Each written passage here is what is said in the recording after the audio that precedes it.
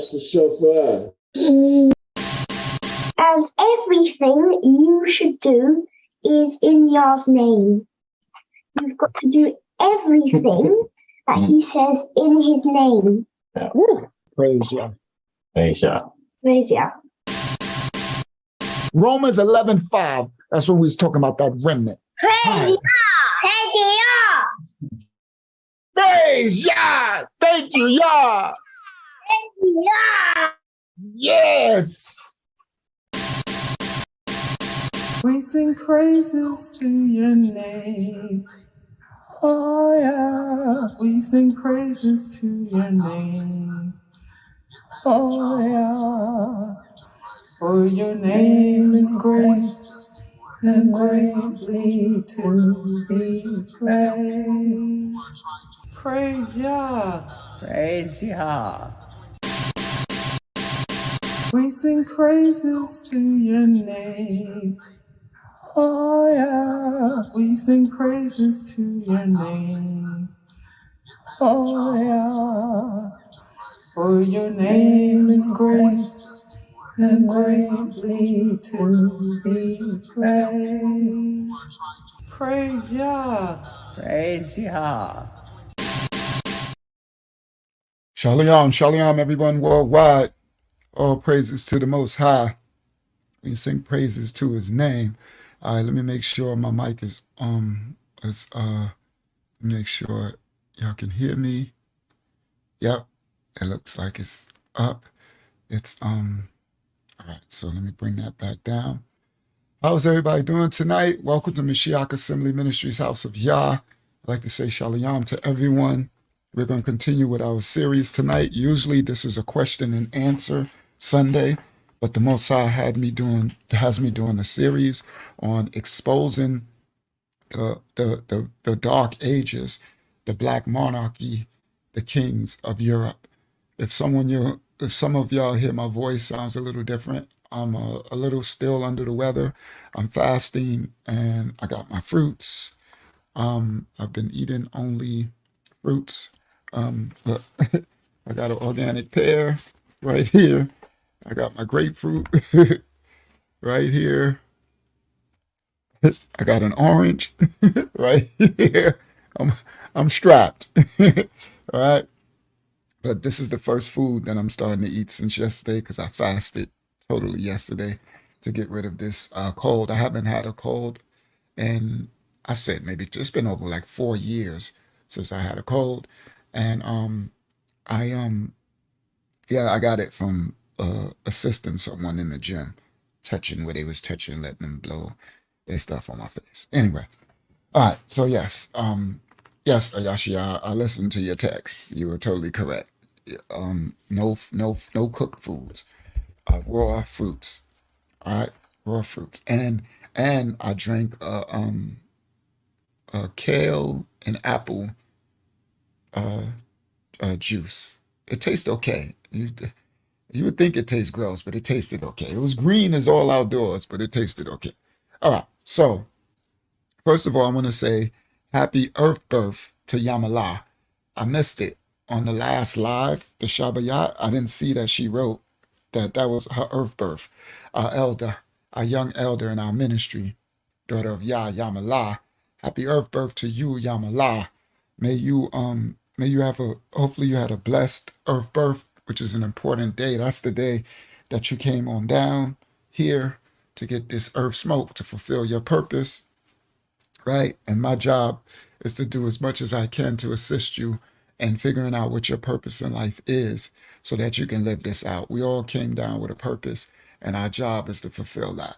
So the Earth birthdays is not a day that we celebrate to make ourselves like it's my day and my week. No, but it's also not a day that we ignore, because if you do that, then you're really ignoring the greatest gift that the Most High allowed you. He brought you into this earth. So it's a day to give thanks to the Father for bringing you here. And thanks for Him choosing you to be His children and breathing a breath of life into you. And you just ask Him, reflect, and ask Him, Father, please continue to have favor, grace, and mercy on me and pour out your will over my life so that I could be more righteous unto you, and see if you can allow me to learn and understand my purpose in life so that I can fulfill it. Right? So happy earth birth to you, Yamala. We love you, daughter of Yah. And I'm thankful that Yah sent your family to our ministry, you and Diana and your mom. That's her mom who was singing, "We sing praises to your name." That's their mom. Praise Yah. So Samkaya. All right. And she's passed on, 92 years young. She's going in Abraham's bosom. All right. So I want to say one more thing before we get started. Not your all. Last live, it was very bad because I need all of y'all, everybody in the ministry and even new people, be very, very vigilant in making sure that my audio sounds good. In the last one, when I watched it back, not your all said it like 2-3 times. Your audio's low. Turn up your audio. Now, I want to point to young Not Your All. I know you have a battle in your flesh with speaking out and being visible. But I'm going to need you to fight that, young king. I'm going to need you to go to war with that when it's something that's important as getting my attention to let me know that my audio is too low.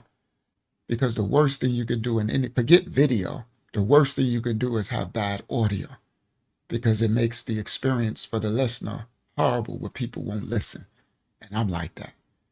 So my audio was so bad that I'm down here, and when Yasha talked, he was way up here.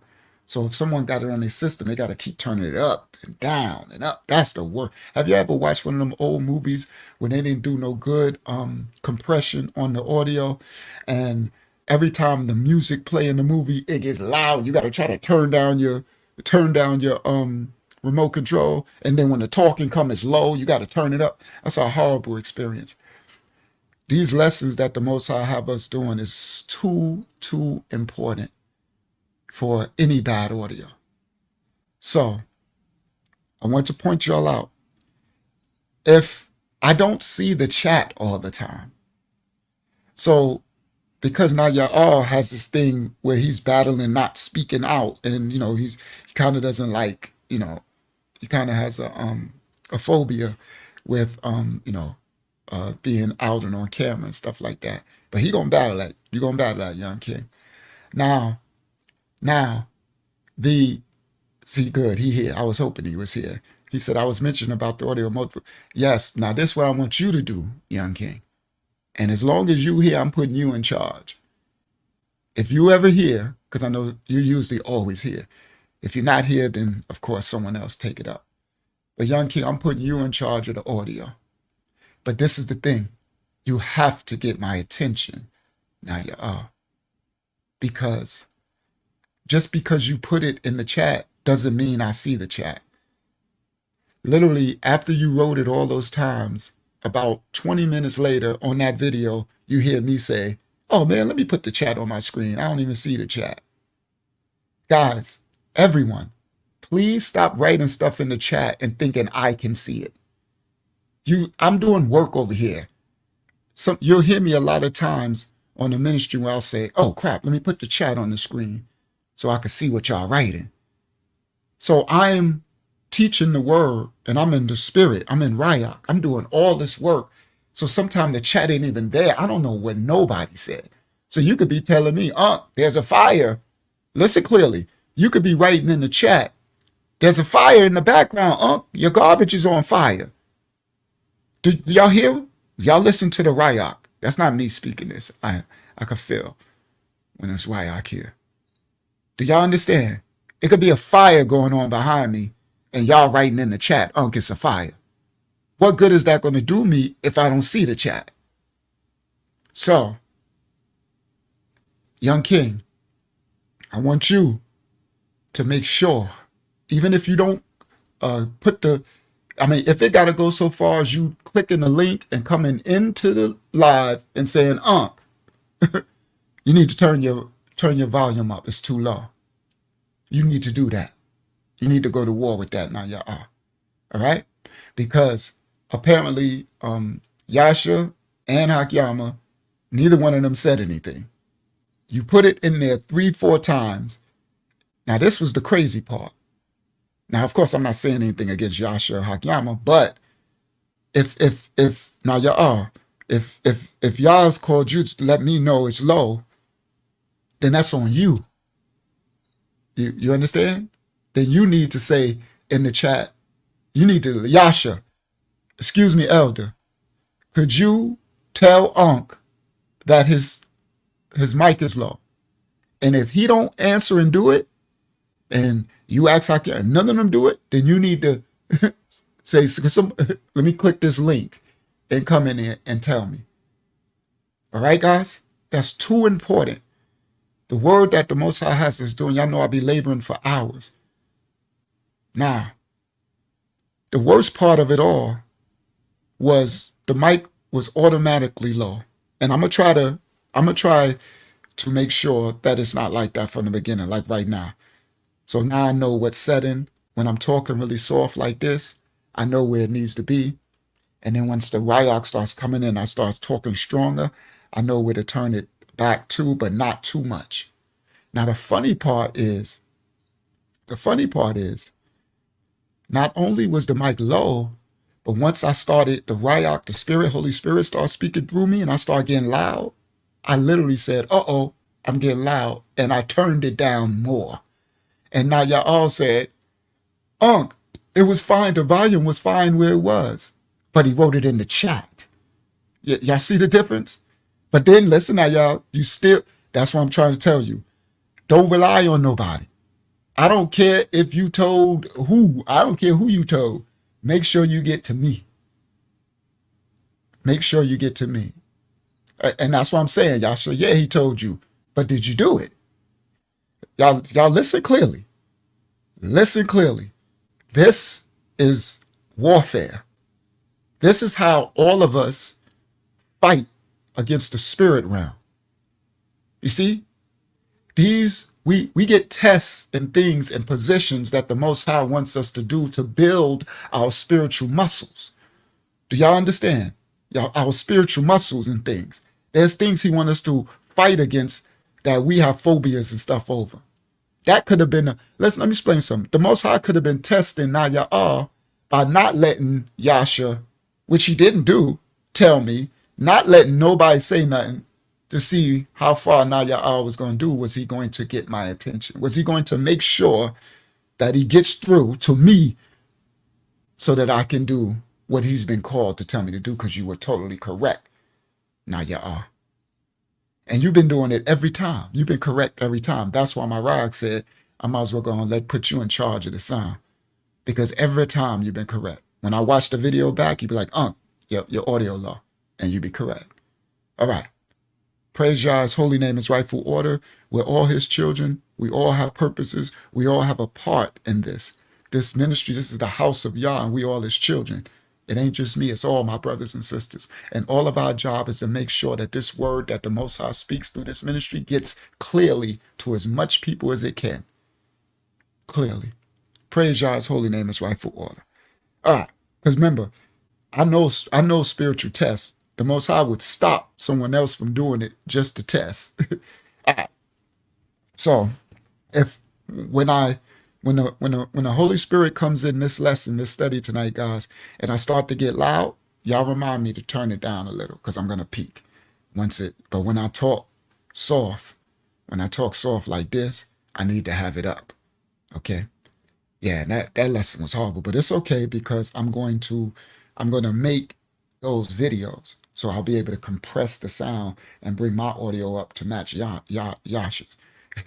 All right. So now, thank you, Naya. Praise Yah. All right. He said, I receive your Aisha. I'll do my best to fight against being nervous. You got this, young king. You got this. All right. So I want to say thank you to Lara Yah for your diligence in doing the timestamps.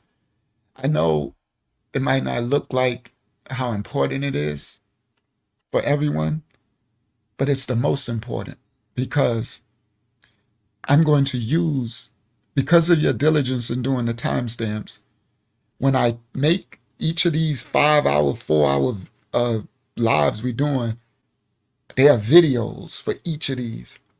And because Yah has given you the task of supplying the timestamps for the ministry, I want you to understand how important that is to me. Because now, when I go to make these videos, I can grab right where the timestamp is, bang, and make the video for this, make the video for that, make these 40-minute videos that I need to make. So thank you so much. All right. Now, I got a couple of things I want to say before we get started. I wrote them to myself. Read this text. Read Tell Our Yah Thank You. Read Taj Balayaz. Read. I don't think I was going to do that live. I'm not sure. All right. Can someone get me Baruch? The Baruch scripture where it says, in the land of their captivity, they shall remember themselves.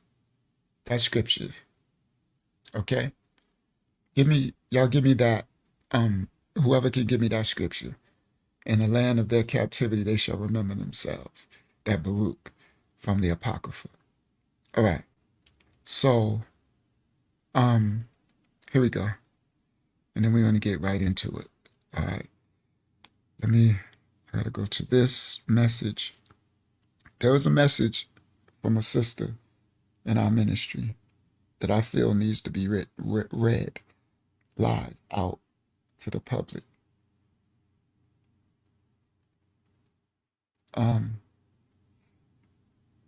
She said, I'm not going to say who it is. She said, Unc, I'm not sure if you knew it, but I was taking care of, she named this person. But for the Yakata, I don't even know who that is. Just so she'll know when she hears this. She said she was taking care, she named the person. She said, I was taking care of this person who is actually dying right now. She said, and I was taking care of this other lady, she said her name, who passed away in November when I was going through a heavy battle in myself. She said, I've been taking care of them both since I moved to this place that she moved. She said, the other brother is now going on hospice, which I'm unsure if I'm going to be with him while he's going through this, because mentally it's a lot to watch someone slowly die, as I did with Grandma. It's heartbreaking because truly in my heart, the Most High has led me to raw foods, a raw food diet, mainly fruits. Yet I haven't got to the point of only consuming fruits. I've been on and off this lifestyle of eating raw living foods for a minute. All right. She said, I'm not going to read that. She said, I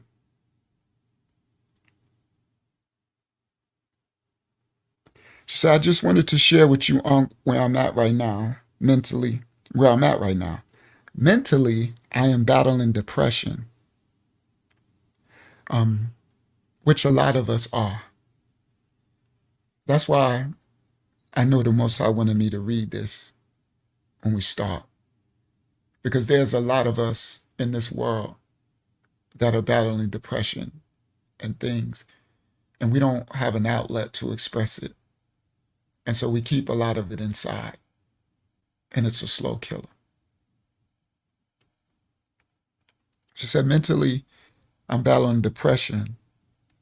She said, I know that it's a generational thing that I inherited from my ancestors, as well as those extra spirits that I brought into me when I transgressed and backslid a few months ago and during this spiritual fight. She said, I know fasting is what I need to do, but it's been very difficult. Although I know eating this way will allow me to do better at practicing fasting, eating just from fruits and vegetables. She says she's trying to go on an all-fruit diet. I actually did it for almost 2 years. It'll change everything. All right. She said, I'm thankful, but I'm still trying to find my true self and to continually heal from my traumas. I know Yah and Yah Shah will guide me as long as I remain stuck in their arms and close to the light. Darkness comes, and I've learned at some point that it will also go away. So just please, don't give up on me. Help me when my head is down, please. I'm a fighter, and I know I'll make it, but I definitely still need your help in this realm. I'm feeling down right now, but I'll be okay. Shalom, and thanks for loving us all and being a good man. Thank you. Shalom, Yakata. I will never give up on you because Yah will never give up on you. None of us are perfect, and we all fall short of the glory, but we strive for the perfection that's within us, which is the Father. So we're here to lift one another up, and I will always be there. And you know me, I'm raw dog, so I'll tell you the stuff even when you don't want to hear it.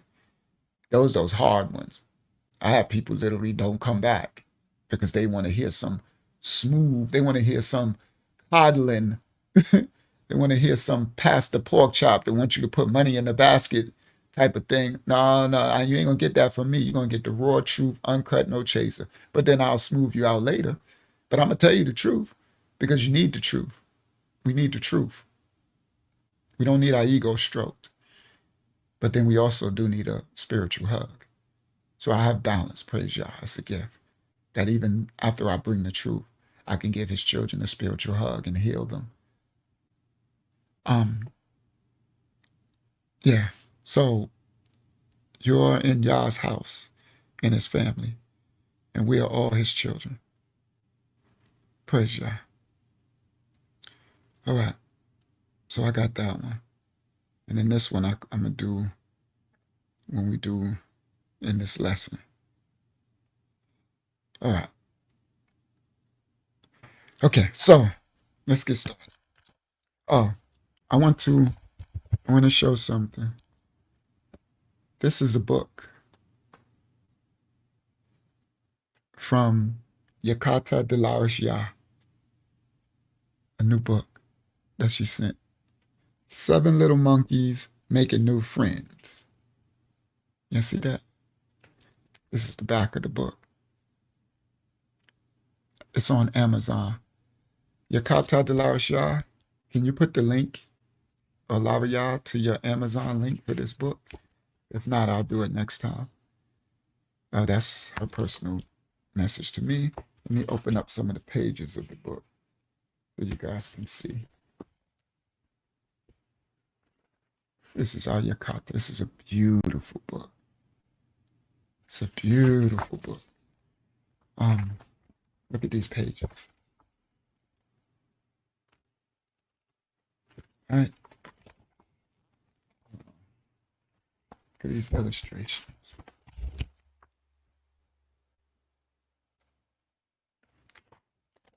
Yeah. It's kind of thick too. It's not thin. That's the thing. She don't make her books too thin.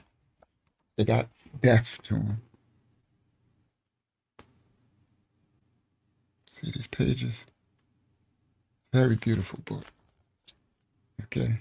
Shikata Delasha. She'll be having a website up as well. So you guys could be able to buy it straight from her website. If not, Amazon. All right. Support Black business. Support your own, guys. Praise Yah. His holy name is, that's Delarish Shah, elder in our ministry. All right. So let's get started. Okay. All right. That's okay, Delarish Shah. You can do it next time. I could put the link next time, next Sunday. All right. So here we go. I'm gonna put the link to this live in the chat. We only 26 minutes. That's not too bad. We ain't doing too bad. But it's an hour in already. Time be going so fast. Copy the link. Put the link in the chat for the ministry to join me. Control V. Enter.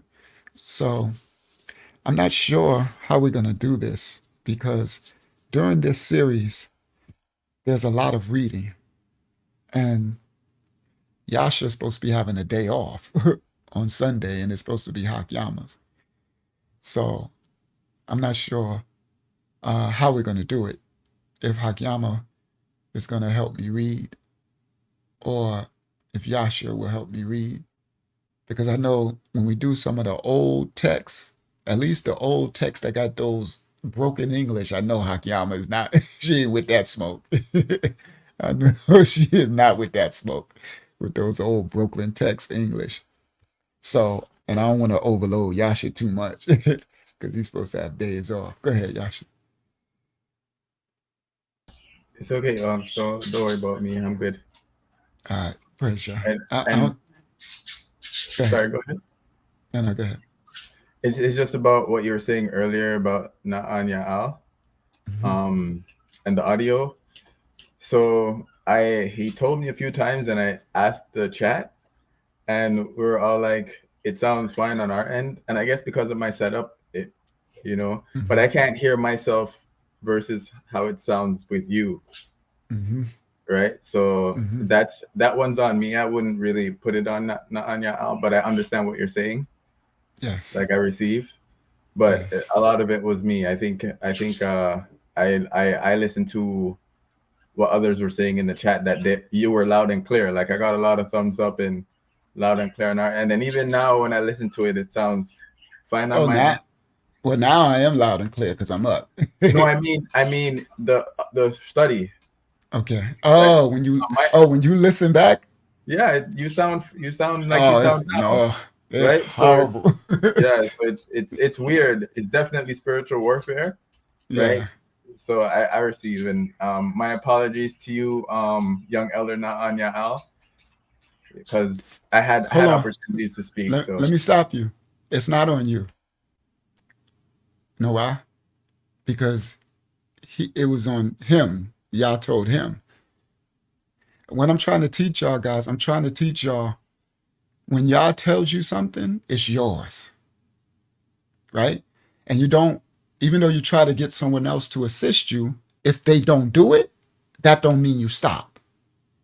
Do y'all understand? For those who know, I've been in this journey for over 15, 16 years in the fire. There were things when y'all was building me up. The reason why I'm the man of y'all I am today is because he builds you and muscle. And when he called you, it don't mean stop. It meant, I don't care who ain't listening. I got to keep going until I accomplish what I know is right. Do you see? So it didn't matter. That's what I'm pointing out. And that's why I said, however not your all system is, it's actually the true sound level. However he got his set up. Because every time he's ever said it was low, he was correct. And when I listened back, he was correct. So that's why I said I just want the young king to know. And like he said, he wrote me, I messaged you on WhatsApp. You can't message me. That's like someone say, I emailed you. Guys, I'm live teaching the scripture. You cannot message me nowhere. You have to, if one time you message me on WhatsApp and I happen to see it, anybody, that's just I happen to see it. You have to come here, literally. If they ain't answer you, you have to leave. You know what? Ain't nobody gonna answer me, then send me the link and let me come on the screen and say, excuse me. I'll be like, wow, now you're L. And you don't even gotta show your face, right? You could come on the screen when you come in here. You don't gotta turn on your video and say, I just wanna let you know your volume is low. And I know what I would have said? Thank you so much. Okay? Oh, he said he just messaged me on WhatsApp. Okay. I would have said thank you so much. Because the worst thing I would have wanted is for this audio to be messed up on this level of teaching. of us breaking down our history of our ancestors. But praise Yah. So again, it's just we're fighting spiritual warfare to stay ahead, right? That's spiritual warfare means you stay ahead of the attacks that will try to come, right? That's what it's about. All right. StreamYard link to tell you, but I was in the share. Reasons I didn't say in a live for long at all. No, it's okay, young kid. That's all it's about. It's about us. Everything is about us learning going forward how to fight the things that are come against. Shout out to Sunstar Thunder Lightning. She said good night. She'll see us when she wake up because she's over in the UK. So it's time for her to go to night. And then when she get up, we'll probably be finishing up our study. All right, it's going to be a good one, Sunstar. All right, so let's get started. All right, now I want to start this off by saying we've been doing this series about the black nobility, the monarchy in Europe, all through Europe.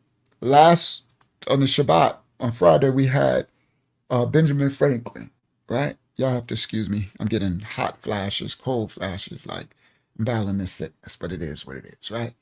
So I want y'all, as we go through this series of the black nobility, and we're finding out that we were the dukes, the earls, the Normans, the Saxonies, Anglo-Saxons, the electors.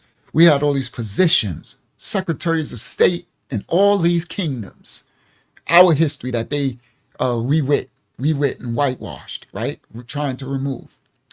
The Most High told me, remember to tell them, don't forget that what we are bringing out this is called the Dark Ages. Okay. I want y'all to remember this.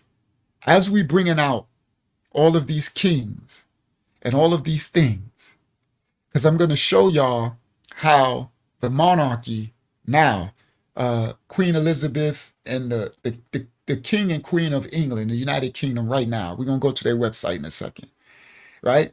How they got the nobility, how it wasn't theirs, okay? It was ours. The nobility and the monarchy and all of it belonged to our ancestors. Now, the Most High wanted me to remind y'all, the receipt and the proof of this statement, and this ain't racist, this is just history. Shalom Hakyama, Shalom Taj Balaya and Yanapa, Shalom Yasha and Ahavaya and the whole family. What I want y'all to point out is, as we continue to go into these histories, right? This ancient European history that everyone's taken over our kingdoms now, in Scotland, in Welsh, in Ireland, in Italy, in all of it. I want y'all to understand, don't forget, the time that we're speaking on was called the Dark Ages. And the reason why y'all said don't remind them, because the no disrespect, the Saxons, the people of those European countries and lands had lowered their civility, their morality down to savagism. Okay, he said, remind them, because as we bringing out all of this stuff about the elector, the king of Saxony and this and that, and how we were dukes and do all this stuff, we're forgetting that the people were lowered to barbarism. It was Dark Ages to the point where they wasn't even washing themselves. They wasn't even taking baths. They wasn't brushing their teeth. It was savagery to the highest degree. So you'll have people that are coming these teachings and be like, it was the Dark Ages because everybody was savage and there was no light. You're right. But it was also the Dark Ages because the Dark Kingdoms ruled. And guess what they bought? Civilization. Listen clearly. Go ahead, Yasha. That's funny because one of the lessons you brought out, they were Mackie, I think it was, in his book was pointing out how they wash their kids twice a Twice day, a once day. in the morning and once at night. Once and at night. it And was they, unreal to them how they were doing yes, that. how clean the Yeah. Jacobites, And how clean they were. He said they wash their children twice a day. What kind of foolishness, right? Then he was like, they do this and that. This clean the ecosystem, the water, farming, agriculture.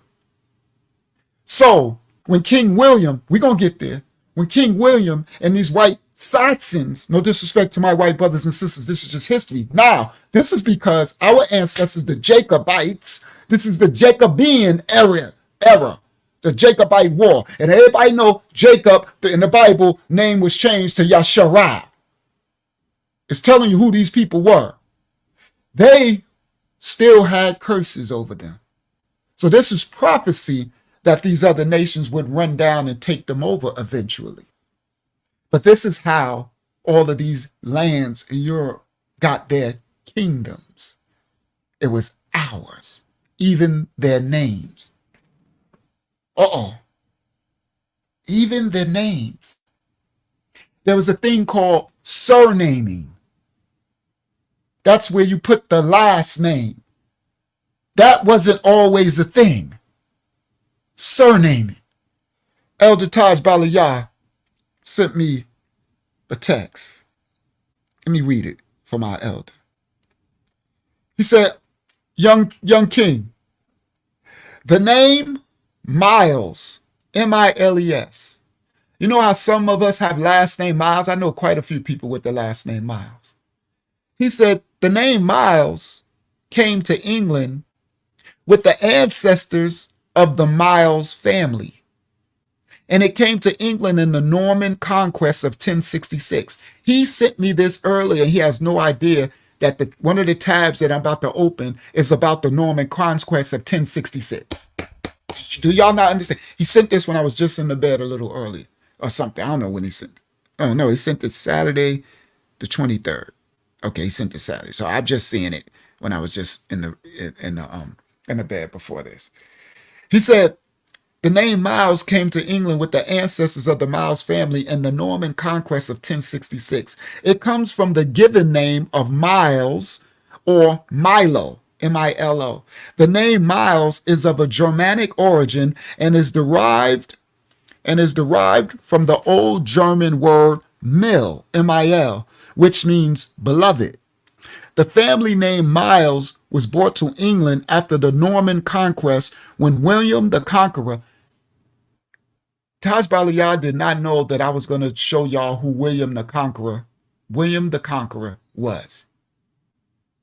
Now, there was another King William, a Saxon, an English, who came to kill our ancestors.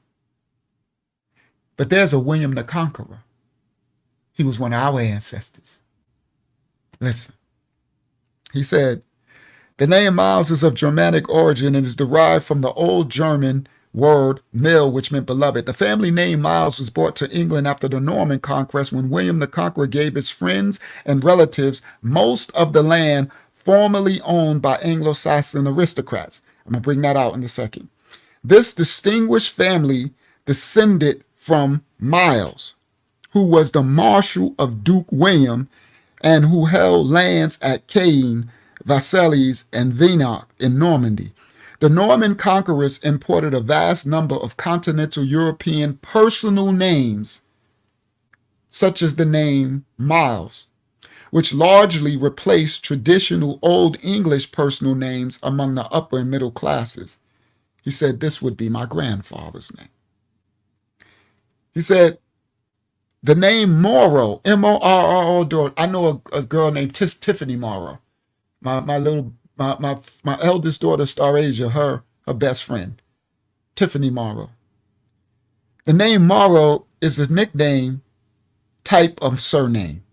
derived from the old French name word Moor, meaning dark-skinned, Moro, which in turn derives from the Phoenician Maharim, meaning Eastern. So interesting that you brought up Phoenician because we're going there tonight. This name was applied to the Moors and other people who had dark complexions. The surnames evolved during the Dark Ages. Okay? He put Middle Ages, but that's the Dark Ages. The surnames evolved during the Dark Ages when people began to assume an extra name to avoid confusion and to further identify themselves, to know who they belong. This is where the last name came from. So for all those who never knew where this last name came from, guess who? Us again. It doesn't mean we're taking anything from anybody. We're just bringing out history. Okay? Now, the surnames evolved during the Dark Ages when people began to assume an extra name to avoid confusion and to further identify themselves. Surnames derived from nicknames. Surnames that were derived from nicknames became quite common. They usually reflected a physical characteristic or another attribute of the first person. He said, Morrow, this would be my grandmother's name. Then he wrote one more.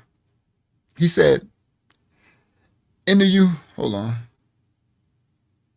Give me a second. That's Morrow. Miles. Okay. All right. So then he said, in the United States, the last name, surname of Johnson. I know a lot of people got the last name Johnson. In the United States, the surname or the last name Johnson is the second most popular surname, with an estimated 2,14,470 people with that name. And then he breaks down in Canada, it's ranked number 9. In Quebec, it's number this. And then Newfoundland is number this. He breaks down all over the country where the numbers drop. Okay. He said in South Africa, it ranks 166. All right. So he gave me his breakdowns of his surnames. Then he said, Young King, the people known in ancient Scotland as the Picts, P-I-C-T-S, which y'all are learning who they are, the people known in ancient Scotland as the Picts were the ancestors of the first to use Gilbreth as a name. Gilbreath. It was a name for a person who came from Briton, Briton. Y'all learning who those are. The surname, the last name Gilbreth, comes from the Gaelic word Gaul, which means stranger, and from Bermithinac, which means Briton. This surname was given to those who were described as the strangers from Britain. Gilbreth is therefore a nickname surname, which belongs to the category of hereditary surnames. Nicknames form a broad and miscellaneous class of last names, surnames, and can refer directly or indirectly to one's personality, physical attributes, mannerisms, or even their habits of their dress. Members of the Gilbreth family, with their crest, settled in Angus, A-N-G-U-S, prior to the Norman invasion of England in 1066. This is Yana Paz family line. So thank you, Elder, for the wisdom of the breakdowns of the surnames. And because as we go through this study, you so-called black people and everybody else, y'all gonna find out that everyone here is named after our ancestors. Unless you came from another land, most of America is surnamed after the nobility that civilized the Europe during the Dark Ages. Because the people of the lands would surname themselves after the ruling class. This is ancient history and customs. Do y'all understand? So you would name yourself after your monarchy in your region, in your city, in your land. And it would be, that's how these names. And it was a proud thing. It wasn't a thing like they did to us in slavery, where they beat us and changed our names. It was a thing that you wanted to be a part of. This was your family, this ruling class. And guys, everyone, they actually loved the nobility, our ancestors, the black nobility of Europe during the Dark Ages. The common people, they loved them because our ancestors were merciful, patient, kind, for the most part. Of course, you're going to have dark and light no matter where you go. Sorry, don't get. Of course, we had some nasty but nasties, right? But I'm talking generalities. So the people in those lands, they had gratitude for the monarchy and the civilized and the financial and the protection as well that our ancestors provided in stopping black Vikings, white Vikings, black heathens, white heathens, Nephilim, marauding armies who were coming in, who with barbarism. Yeah. All right. Shalom. Shalom. All right. So I got that out the way. Now let's get started. The first, we got a question, but I'm going to answer it. Yasharallah asks, Uncle Yeshua, is it possible that some of the ancient nobility, the Jacobites, the kings of Europe, the black kings and nobility monarch class, is it possible that some of them were righteous, but the curses were pursuing them? Yasharallah, that's what it was. King James was actually righteous. There could be some other kings who weren't, right? Even most of his sons were okay. He had a good stock of bloodline, but I'm quite sure some of them went left field. You know, we're individuals. But King James was righteous. There were a lot of them were righteous. Some were not, of course. It's always, But that's what happened. The curses pursued them because Jacob, the Bible says, the Most High named Jacob Yasharal. And it says in the Bible, he shall no longer be named Jacob. He shall no longer be called Jacob. And the Most High said this. We ain't talking no prophets. We ain't even talking the Messiah, the Mashiach. The Most High said, Jacob will no longer be called Jacob. He will be called Yasharal. In that instance alone, our ancestors calling themselves Jacobites, literally, right there is a transgression. Most people do it today. That's why I'm bringing this out. You got most people in the awakening talking about, come on, wake up, Jacob, right? Wake up, Jakes and all that. Y'all have no idea that the Most High himself said you will not call him that anymore. But in the scriptures later, when you see him called that, see, that's why y'all need to be part of our Tuesday studies. When you see him called that, those were people who were in transgression. That's why you'll see it later. It'll say Yasharal, then it'll say Jacob, then it'll say Yasharal. Yeah. Now, that's not alone why,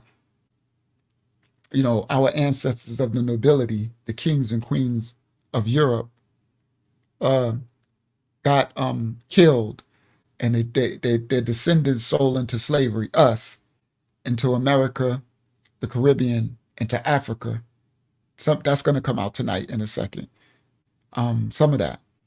Now, that's not, it's the curses that they couldn't run from no matter what. It's prophecy.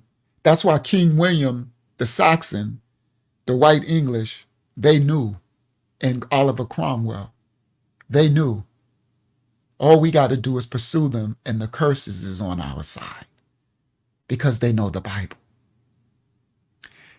Tonight, we're going to bring out that we all love King James. Well, nowadays, we all respect King James as the author of the Bible. For those with any election, you know that he wasn't the first author of the Bible. But there's somebody who's starting to finally get recognition who is more important than King James when it comes to the Bible. And he was black. I know somebody probably going to write it in the chat, whatever. I know y'all be trying to show y'all. Y'all be trying to show y'all know stuff. I already know how it goes. All right. But he was black. And he is more important than King James wrote. King James actually wrote the Bible after him. But they erased him and his importance. They want to give it to Martin Luther and Wycliffe and all these others. Erasmus, these others. But this is the most important person translating the Bible that most don't even know about. He's coming out tonight. With that, let's get started. 1 hour. Why I said guilty as charged. Yes, you are guilty as charged. You did it before. All right. Let's get started. Okay, so let me make this window smaller. All right. I'm gonna be eating on this grapefruit. Oh, I gotta close this. Close this to give me more bandwidth. It's gonna take a minute to close. Hopefully it doesn't freeze my system. Good, thank you. And then that's over there. Then make this smaller, right? And then not too small because I'm gonna see the chat. All I really need to do is see the chat. Y'all let me know if somebody come in to be added. All right. So now, the first place we're gonna go. Let's touch this before we go there. We're gonna touch this. Let me bring a little bit of receipts for new people who this might be their first time seeing us on this this type of class of the black nobility. All right. Now, how am I gonna do it? Let me show this first. Let's show this first. All right. I know we did it before, but let's just do it again really quick. It's not going to be long. So let me present, share screen. It's for new people who first come. They don't know that we already been breaking all this stuff down. All right. So bang. Share. Okay, I need to make it bigger because I can't see nothing on this. Okay, there we go. All right, that's big. That's decent on the screen.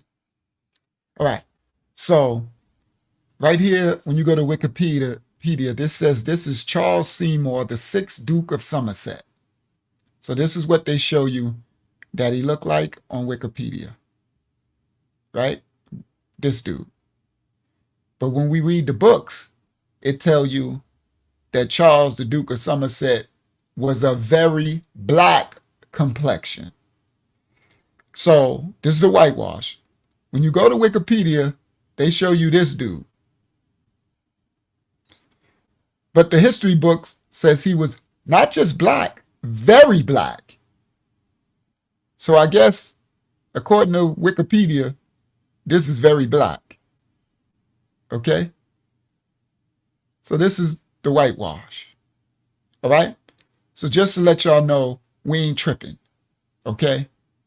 So I just wanted to touch on that so the people who come here don't think that I don't know what's going on, that we don't know what's going on. Okay. So there is a, hold on. I don't know. Let me stop share. Let me just do this before we get into these books. I just want to show some things. There we go. So let me do this one.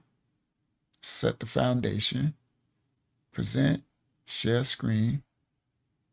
Bang. Bang. Share. Okay. So you see this dude? See that? That's who they show y'all was the kings of Europe, right?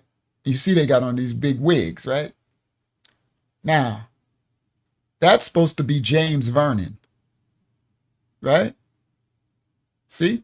James Vernon, an English administrator in the British House of Commons, Secretary of State during the reign of William III. So that's what they're showing you as James Vernon. But the history books say James Vernon is a tall, thin man with a brown complexion and an Austrian lip, right? So the history books says, hold on, let me go back, right there. James Vernon, clerk in the Secretary's office in King Charles II's reign, secretary to the Duke, right? Brown complexion.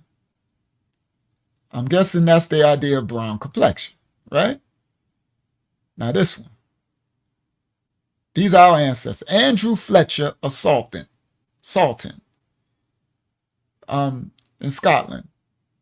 He was a king. He was a knight of the Shire for Lothian in that parliament wherein the Duke of York was commissioner in the reign of King Charles II, right?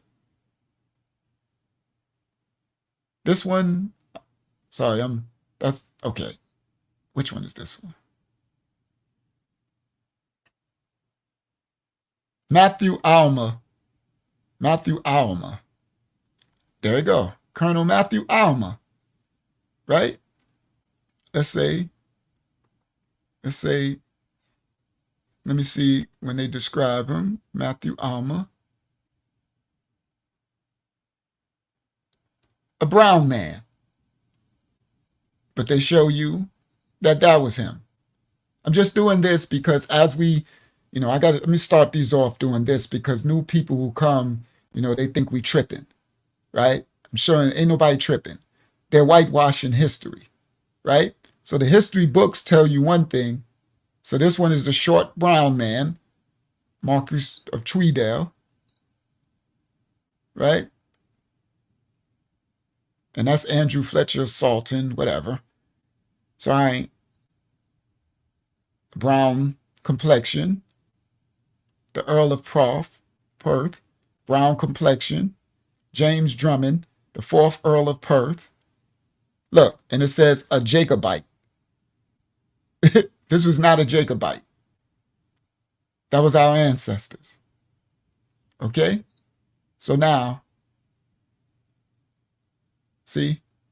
So this is the Earl of Arrow. He is a brown complexion, middle stature, right? And look at that. Is that brown complexion, middle stature? Even if you want to foolishly think the complexion was talking about brown hair, that ain't even brown hair. So they're still lying. Oh, I'm glad Daughter of Yah Mashiana said that. Happy New Year's, everyone. The New Year's was on the 21st. Was on the 21st of March. According to our calendar, according to the Zadokites. We have our calendar for Mashiach Assembly Ministries. Our calendar is on our website. You go to MashiachAssembly.com and our calendar is on the website. So, all right, so let me stop share. I just wanted to bring that beginning part. So as we get into these books, we understand that these are not They're whitewashing. They're lying. These are liars. Liar, liar, pants on fire. Right? That's what they are. Liar, liar, pants on fire. So our calendar is up. And let me see, if I open my website, it might take up a lot of space. Plus, I don't know where Yana put it on our website. Let me try. Let me see. Make this, let me see. What tab could I do it in? I mean, I have to open a new tab. Let's just try. Let me go to I put the link in the chat, Unc. Oh, how do I get it? I think I can get it from the private chat. It's all right. I'm already typing in there. Oh, you got the count. All right. So could you put it in the private chat, Yasha? Yeah, I just put it there. Thank you. All right. Let me click it.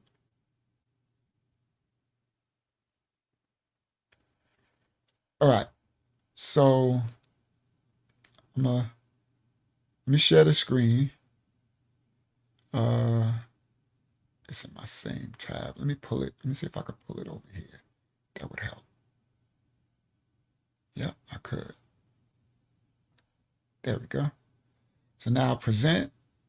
Come back to y'all. Present, share screen. This is our website, MashiachAssemblyMinistries.com. Yasharallah made a calendar, the 2024 feast days from Yasharallah Yasharah. Tuesday, March 19th was the spring equinox. Wednesday, March 20th, 2024 was the intercalary day. Tekufa, the fourth spring, the beginning of the month season. Thursday, March 21st was the head of the year, New Year's, head of spring, the first day of spring, the day of remembrance. Wednesday, April 3rd is Passover, the memorial of Mashiach's death, a judgment day, not a feast day. According to Daniel's 9, 1 Corinthians, and Mashiach Assembly Ministries who teach what this really is. Wednesday, April 3rd this year. On Thursday, April 4th, the next day, is actually the feast day. So all those people who doing this Passover as a feast, boy, my people are so destroyed for a lack of knowledge. Y'all got these leaders teaching y'all so wrong. Listen, Thursday, April 4th is the first high annual Shabbat of the year, Shabbat, the first day of the 7-day feast of unleavened bread. That's the feast day. Passover was a judgment, Pesach. All right, we'll break that down. Saturday, April 6th, memorial of Mashiach's resurrection, the third day of the seventh day, the feast of the day of unleavened bread. And then you go through all the days. Second annual Shabbat, second Passover, memorial of Ascension. Look, she even got the wood offerings. The third annual Shabbat, Sunday, May 26th of the year of the Pentecost, Shavuot, first fruits of wheat. The Feast of Weeks begins 50-day count to the first fruits of new wine. Sunday, March 26th, the intercalary day on Wednesday, June 19th, the first day of summer, the head of summer, day of remembrance, Thursday, June 20th. First fruits of new wine begins the 50-day counts, the first fruits of new oil. First fruits of new oil, Sunday, September 1st, the wood offering for Levi and Judah, the wood offering from Benjamin and Joseph, the wood offering for Reuben and Simeon, the wood offering for Issachar and Zebulun. Oh yeah, very thorough Mashiach Assembly Ministries, House of Yah. All right? So for those who are following these other people's calendars, it's fine. You know, we're not, what Book of Jubilees says, they will go a little wrong into days and times. But we follow as best we can after the Zadok priesthood, the Soli Luna. The only priesthood that the Most High said was holy, the Zadokites. Okay? In this house. So y'all can follow any other ministries. That's why everybody's. But if y'all want to know, we're following the Zadokites, who the Most High himself said was the only priesthood who got it right. The only one. Not the Levitical priests, sorry. Not the Levites. The Zadokites. All right. Thank you, Yasharallah. And this is your 2024 feast day calendar. You go to MashiachAssembly.com, right? This is our webpage. You see? That's our website. And it says, we are not a black Hebrew Israelite group. We are not a black hate group. We are a messianic ministry. Okay? Just to clarify. And then you got a lot of our videos and all that, right? Yana be trying to update it as much as he can. And you got so much fruit in our, look, we got the Picto Hebrew quiz where you can learn Picto Hebrew. We got healthy Hebrew recipes. Click here, right? This is for those who want to try to eat healthy. From Aliyahu and the rest of the brothers and sisters in the ministry posting all these recipes. Okay? Hold on. If I click recipes, look at this. Roti plain, black-eyed peas and okra. Look. Red lentil curry, homemade granola cereal, hummus dip. These are all vegan.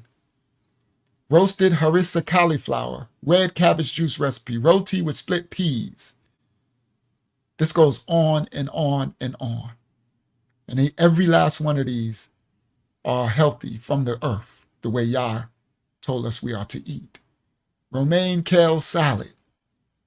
This is your brothers and sisters. Look, even dog food recipes for vegan for your dogs to make the healthiest food for your dog. Vegan shepherd's pie, lentil soup, smoothies and juices. But this goes sweet potato and chickpea curry. Okay? And you click on it. This is on our website. See? This one's from Hananiah. This is back in the days. Right? 2022. But they give you the whole complete recipes. Thank you to Yesharallah for your diligence.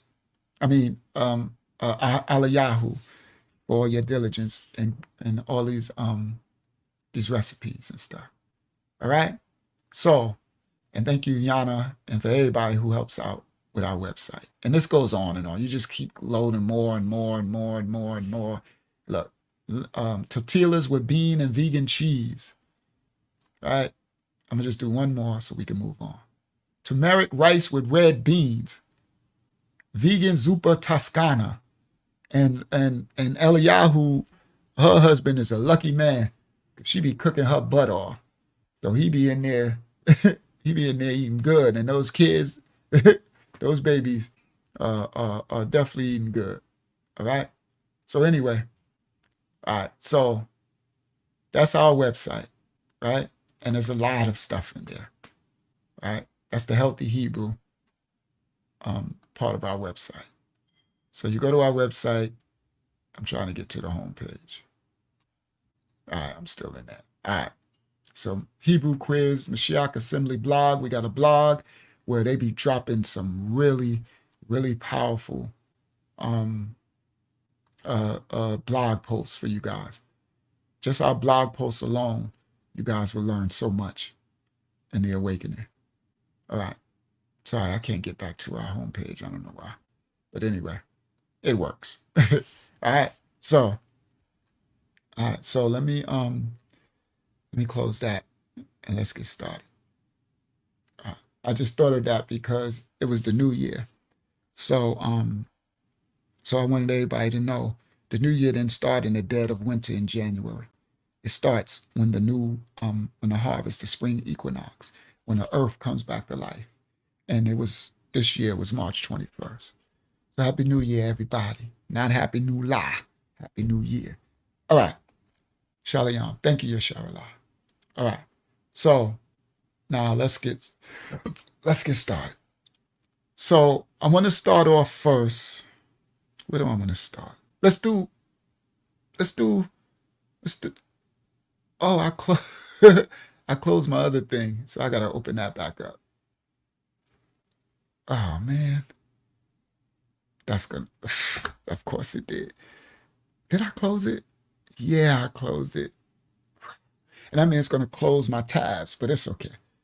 I'm gonna just have to work around it. So let me open that window back up. I just closed it right before we started. History. It's this 19 tabs. What's 10 tabs? Why did I close it? It is what it is. All right. So let's see if it opened up if it left my tabs where they supposed to be. Nope, because they spinning. Hopefully, let's see. Because I was leaving them open so that once we start, everything is lined the way I need it to be. Now let's see. I'm gonna go to this one and see if it just reset it. Oh no, it opened. All right, so let's do this one first. So we're going to do I want to do that one first, or do I want to do this one first? Let's do. All right, let's do this one first. So now I need to make this smaller.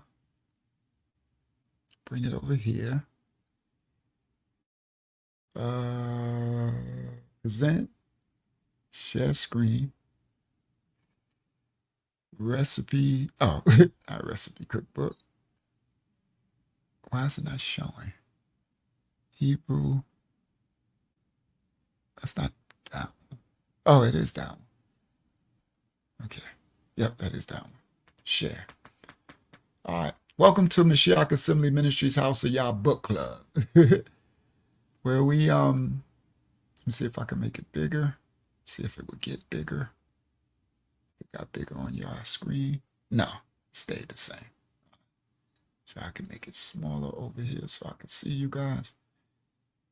There you go. All right, take it a little bigger. All right.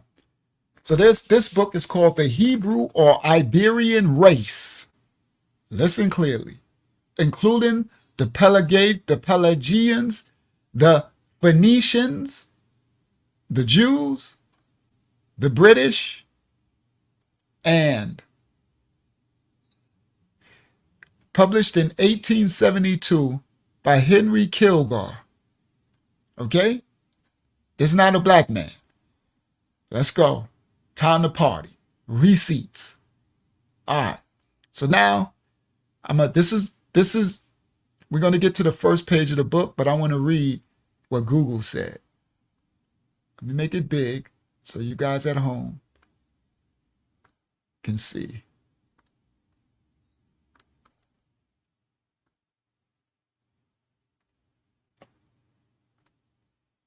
Yasha, would you mind reading that?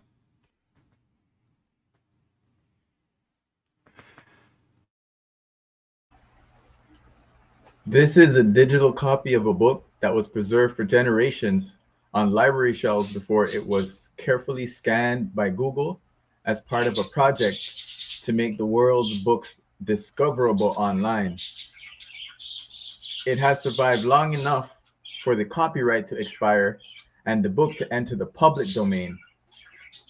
A public domain book is one that was never subject to copyright or whose legal copyright term has expired.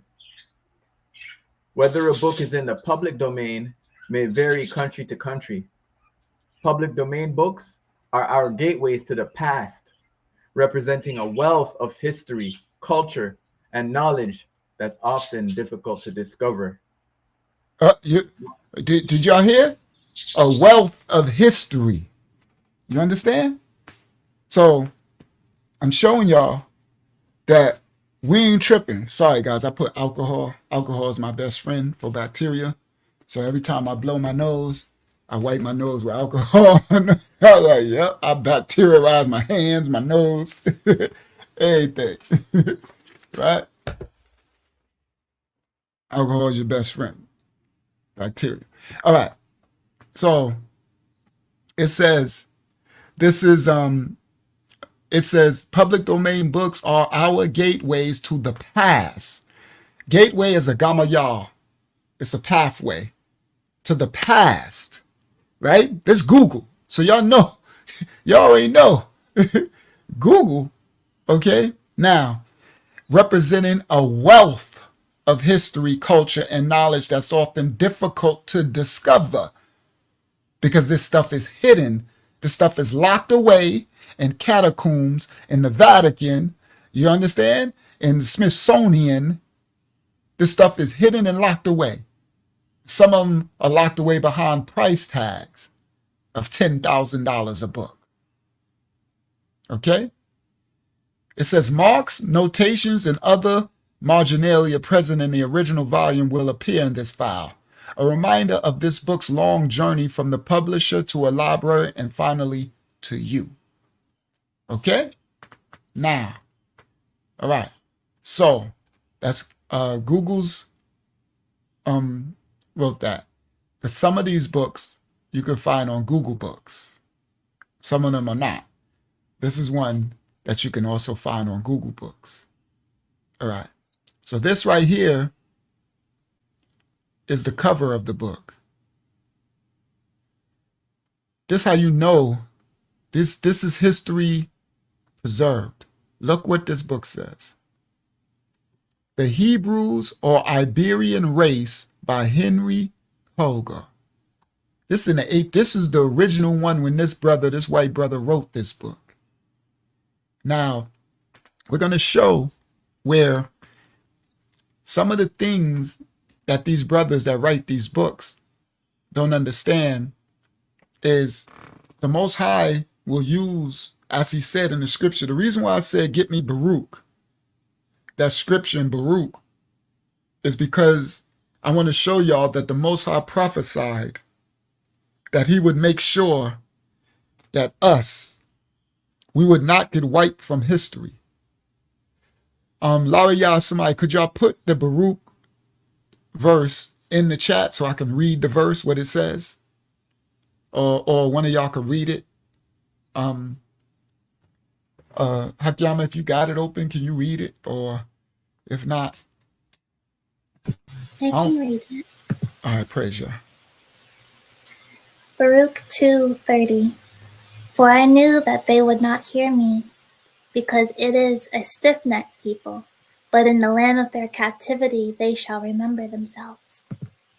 But I knew that they won't listen to me.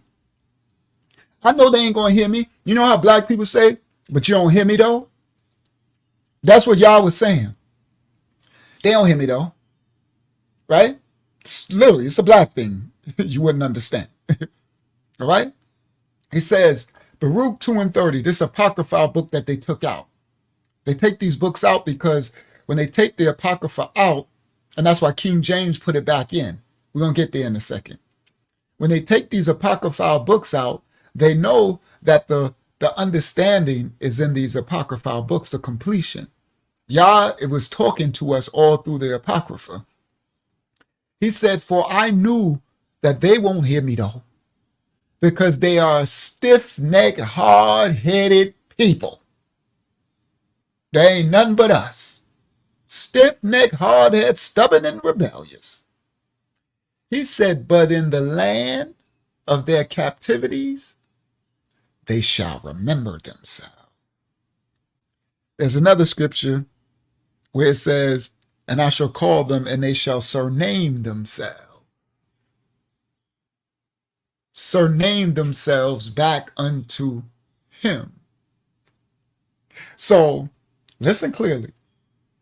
Our ancestors, these Jacobites, King James, Earl of Fleming, King Charles, King Henry, King Arthur.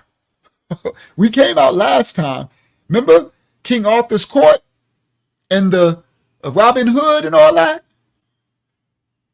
It came out last time. We got a little resemblance that King Arthur was black. I got the King Arthur was black. That whole thing, this is a Jacobite. Now, the scripture said, they shall surname themselves. He came back. Yah said that at the end, it'll be a remnant, and they shall surname themselves after him. Whereas our ancestors, as Elder Taj Baliyah just pointed out, created surnames.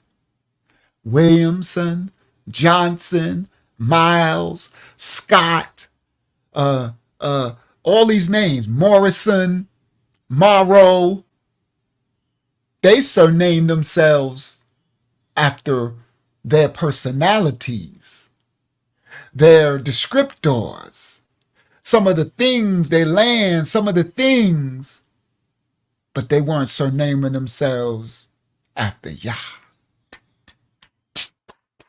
And they called themselves Jacobites, not Yasharalites. So Yasharalai, she said, is it possible that some of them were righteous, but the curses were pursuing them? Absolutely, young daughter of Yah. That's why they couldn't run from the curses. And some of them were righteous. But it calls us to be more. We're called to be more than just righteous. We have to do what's right according to Yah, his instructions. So at the end he said, and they shall surname themselves after Yasharah. All right. Now, this book on the screen says, original screen says The Hebrews or the Iberian Race by Henry Kilgore. Now, what I want y'all to understand, when we go into these books and we start breaking them down, the Most High has a certain class of elect, and he has the natural branch. He has the order of the priesthood, the kingdom of priests under the order of Melchizedek.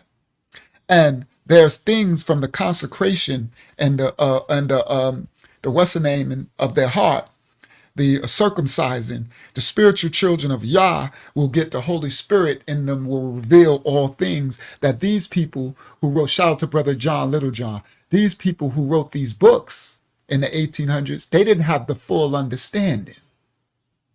But within this brother Henry Kilgore's description of our ancestors, the parts that he didn't understand, we're going to explain.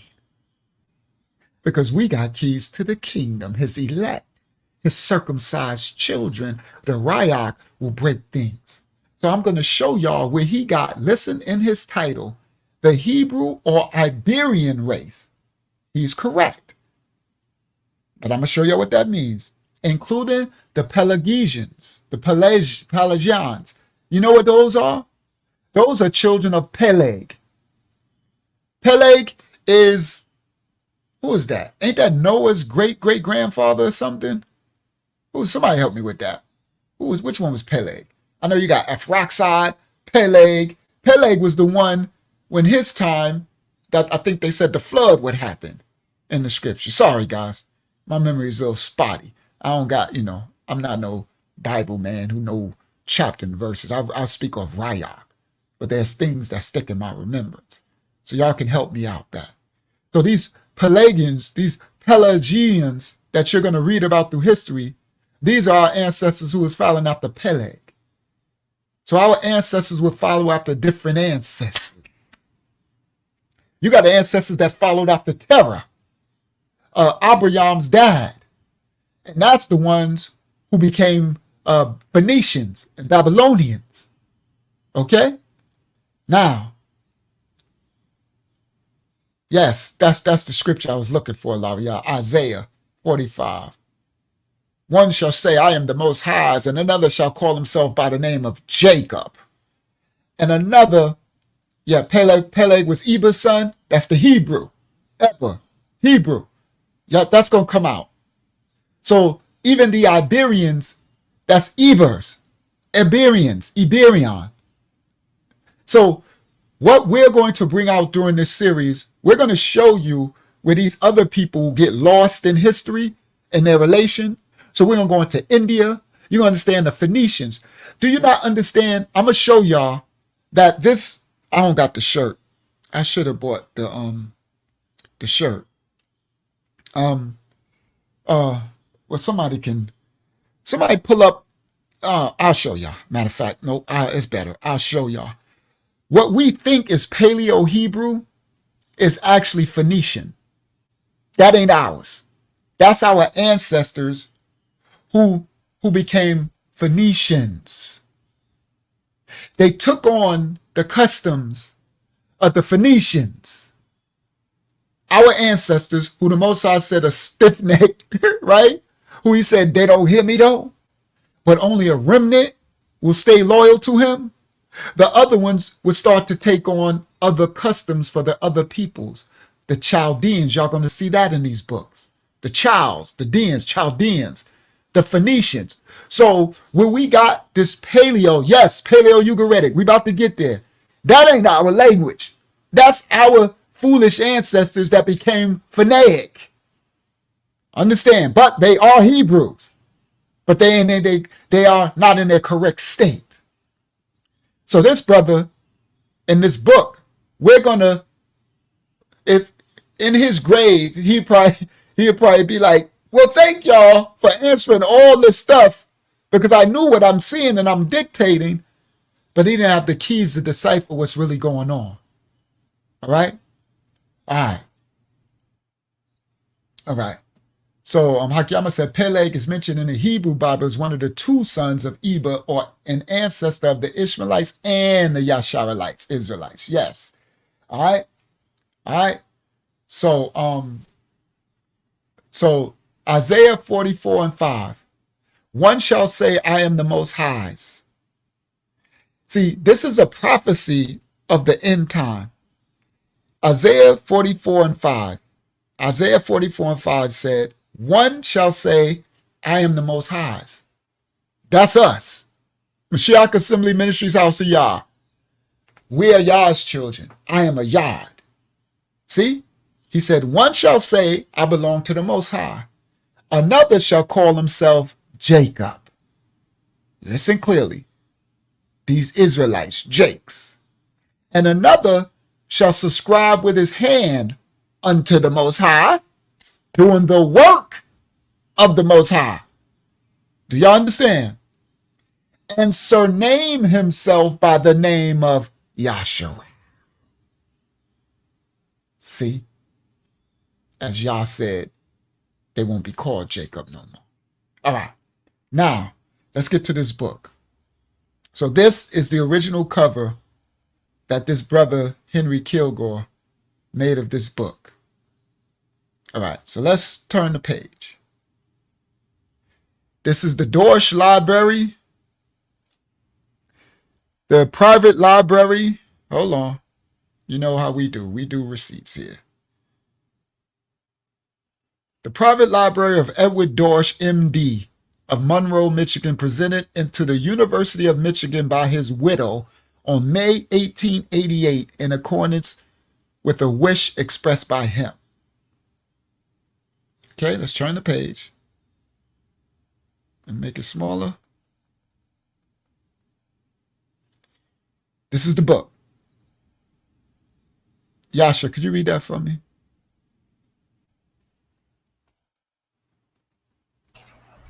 The Hebrew or Iberian race, the Pelasgians, the Phoenicians, can I say that word? I guess the yes. Jews, just say it. The Jews, the British, and others, by Henry Kilgour, London, Turner and Company, Paternoster Row, something like that. Paternoster Row. And then all those Roman numerals for the 1888. Yes. Now, he keeps calling them the JWS, but he's going to explain why he's calling them JWSs. We're going to explain, we know who they are. All right? He said the Hebrew or the Iberian race, the Pelagians, the Phoenicians, the Yads, the Yudes, you could say Yudes, the British, and others. So he's going to talk about the British and others by Henry Kilgore, 1888. Let's go to the next page. All right. Let's go to the next page. Now they got different more original copies of his first works. So they're very thorough. They're just showing you these original works. So they're showing you the different printings. All right. Now here goes the preface. So let me make it single page so we can, there we go. Let me make a single page view so I can make it smaller. Oh, I can't because that's the preface. All right, let's read the preface. That is so small.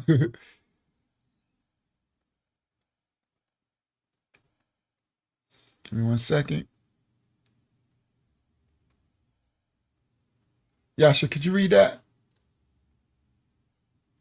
Yes. The following pages may seem few in number, but they contain the results of great research and of long and deep consideration.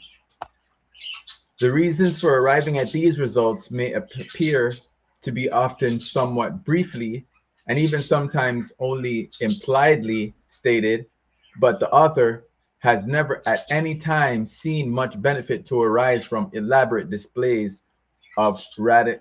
Ratiocination. Ratiocination. Sorry. Truth, as a rule, is its own witness to the human conscience. And those who do not understand what is said in few and simple words will not be made to understand any better by the most lengthy arguments. Our inquiries, it will be seen, are principally based on historical and philological facts in combination with what is witnessed in the present day on the surface of the earth. There may be some mistakes among the numerous derivations founded upon, but it is believed that these, insofar as they exist, will not be of such number or value as in the slightest degree to invalidate the leading deductions. And our learned readers are, with all due deference, requested to be cautious in arriving at the conclusion that any of the derivations are incorrect, because they are no doubt aware that in philology, more perhaps than in any other science, what often appears at first sight to be incorrect assumes, on closer investigation, a very different aspect. Pause. That's a very good point he's making. He said, what seems to be at first sight appears to be incorrect. You black people didn't run Egypt. I mean, you black people didn't run Europe. You black people didn't, right? He said, upon closer investigation, you find out a very different aspect. He's talking about history, all right? It says, the author has endeavored, as far as lies in his power, to avoid the influence of all superstition or groundless imaginations and of one-sided views in science as well as in religion. All right, so now we're not going to read all of that. That's his look, he says, all right, it will be observed that in the following pages, one way of spelling some of the proper names is not adhered to. This course has been adopted in consequence partly of the abnormal or erroneous way in which certain of the vowels and consonants and the words formed or partly formed of the vowels and consonants are pronounced in the English language, and also partly because they have different and equally proper ways of pronouncing the same word, and consequently there ought to be different ways of spelling it. And it is the greatest consequence of philology that these facts should be kept in remembrance. It is also borne in mind that humble as old Scotch, that's our ancestors, and Gaelic words are, they may probably throw as much, perhaps more light upon the philological inquiry. All right, so let's get started. I just wanted to read a little of his little preface.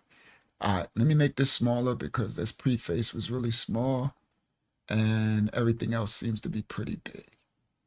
All right, so I wanted to, oh no, they're not big. So what was big? What is that? Why is that so big? Let me see, what is this?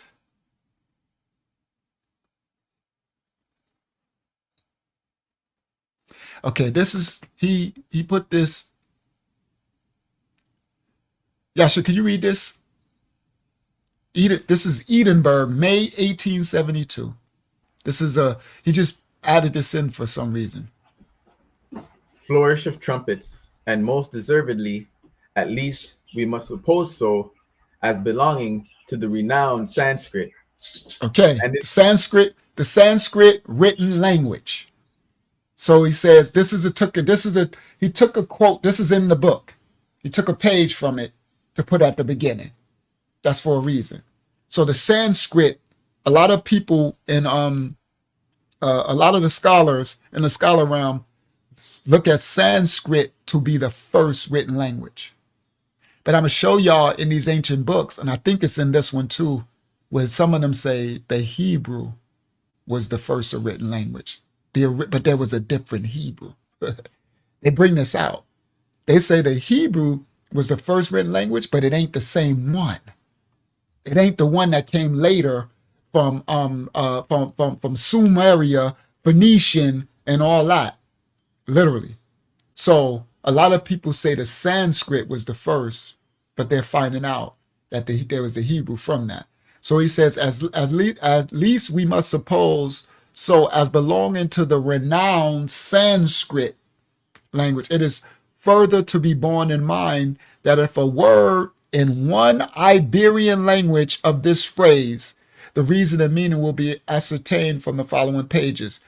He says, if a word in one Iberian language, such as the English, is not found in another Iberian language, such as the ancient Greek, for instance, the word lack, which denotes privation, meaning lack, we may rest assured that in all probability it had existed among the Greeks at one period. So he's saying there are certain languages in the Iberian tongue that don't exist in Greek and English. That's how the Hebrew is. There's certain words that they don't have a definition. They don't exist in the Hebrew, like the letter J and stuff like that. They don't exist in Hebrew, right? Like the I and the O and the U. Sorry, the U didn't exist either. Just so y'all are going to know that you, no disrespect to none of us, because I do it too. My name is still Uncle Yahshua, but I do that to stay familiar with y'all's children who don't have the election to understand that there's more that we don't know. So you'll hear me say I'm Uncle Yahya Shah, also known as Uncle Yahshua. So that you that we're calling Yahuwah and Yahusha and Yahshua, that ain't even Hebrew. I know. Sorry, not sorry. That's actually Phoenician. That's actually later, Paleo.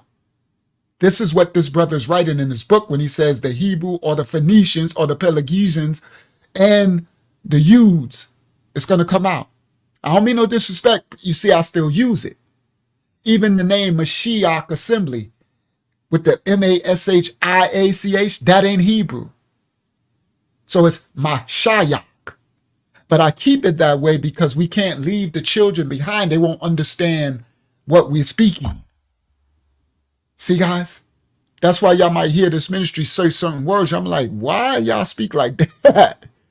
Because we know the original Hebrew, while y'all are speaking modern and paleo, and y'all got all these vowel signs, right? Yehoshua and all that stuff. No disrespect to nobody, but there's no O in Hebrew, guys. So some of y'all think y'all got a Hebrew name when it's not Hebrew at all. It's Phoenician. It's actually the ancestors who got it wrong, who transgressed y'all and became one with these Babylonian, these fallen angel heathens. It's going to come out in the book. I'm not disrespecting anybody in the awakening. We have to learn. This is how you grow. We have to start somewhere. So guys, don't get offended. Keep your names. I'm not, I respect everybody. And you see, I still call your name. Sometimes I'll change your name. Sometimes I'll see a brother come in and his name might be something, something, and I'll say it in original Hebrew. And I'll let him know, like I'm just saying it because I know that that's not Hebrew. But we haven't been taught right. But again, baby steps. Thank you, Abriyah. It's all about baby steps. It's no disrespect. That's why I kept the name Mashiach Assembly. That's why I still say Uncle Yahshua, which I know in doggone well my name is Uncle Yahya Shah because I know Hebrew. I'm a Hebrew. And so I speak Hebrew. Now, I still have to speak English. I still have to speak the Paleo. See, that's Paleo. It's Phoenician. We're going to show y'all. This brother going to show you in the book, but he don't have the full understanding, but we're going to show y'all.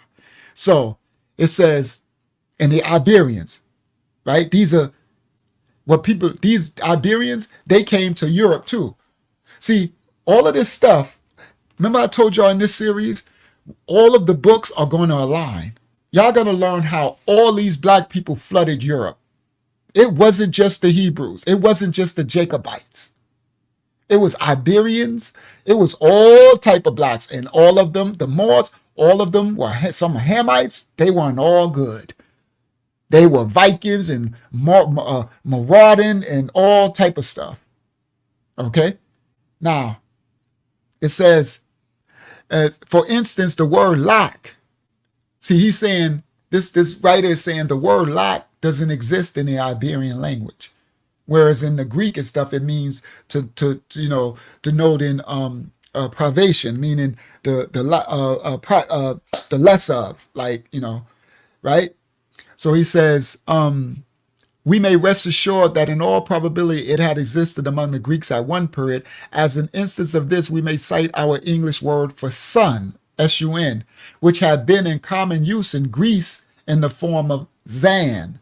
But this fact we will not, so far as we are aware, be discovered for any ordinary Greek dictionary. Anyway, so, all right, let's get started.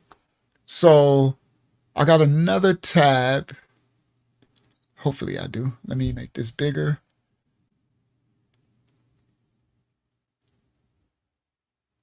There we go.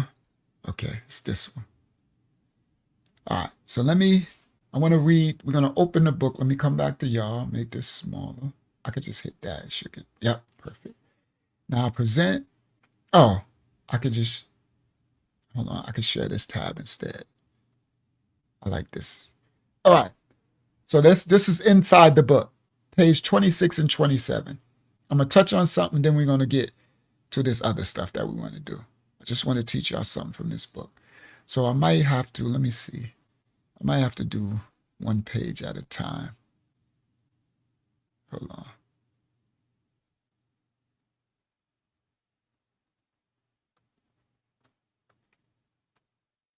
It's okay. We can do it like this.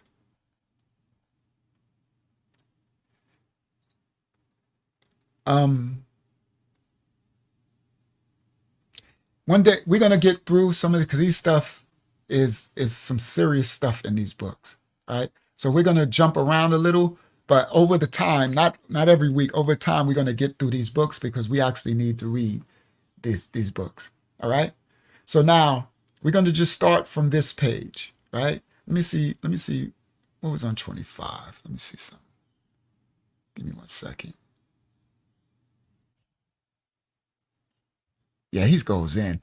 Yo, these books go in. Look, Albania, between the Caspian and the Euxine, the Hellenes and the Helots of Greece, these names being, it is believed, synonymous for the Greek Pelagazi. These are the Gales, or the Gauls, or Wales, or Welsh of Galatia, the Wallachia, Italy, France, and Britain, the Helvetii of Switzerland, the island of Elba, the tribe of Elvi in France. Albion, an ancient name of Greek Britain, the river Albas, the modern Elbe of Germany, look, and which flowed through the territory of the Vandals, and the Helvenians of ancient Sweden are all names denoting the same people and derived from the same root in the Gaelic language of the Scottish Highlands.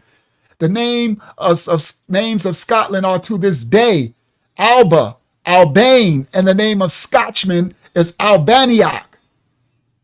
There's also a large part of Scotland still called Breadalbane. Okay, so we're going to get there in a second. All right. So that's what I said. We're going to have to go through this book. This stuff, we're going to be breaking down. I'm getting the riot flood in my arms right now. All right. So let me go back to where we was at. Because all right. Let me just go where we are. We'll get to the other stuff another time. All right. Because we just going to have to probably start one day from page 1 and just start working our way down through the book and break down what's being told. But all right, I'll open up this one for today.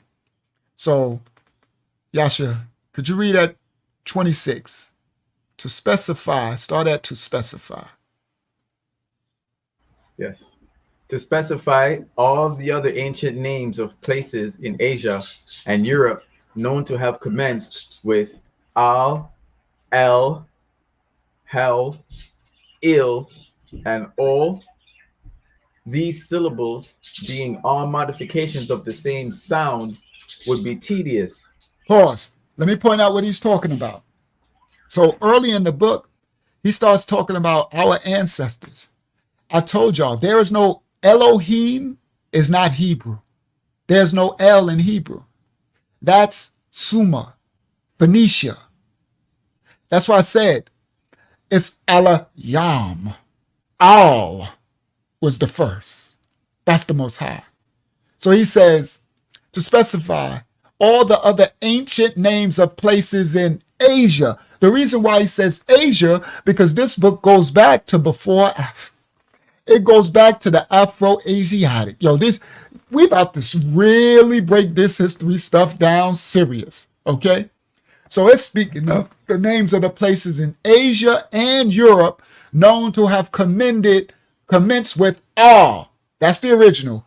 L later. Then the hell, helio. Then the ill, and then the ol. See, once you start getting to the I, that ill, see? Okay, let me show y'all. When you go from the all, that's the original. That's all, that's the alayaf and the lamayad in the original Hebrew tongue. Once you go to the L, there's no L in Hebrew. There's no sound. It's ah. Now then you go to the hell. Now you get into the ill. You get this I, and then you get to the all. He's showing that these languages are going further away from all, from Yah. That's what's happening. And they're taking on these other fallen angels stuff. That's where you start getting these Anunnaki and all this stuff from. These polytheistic lands.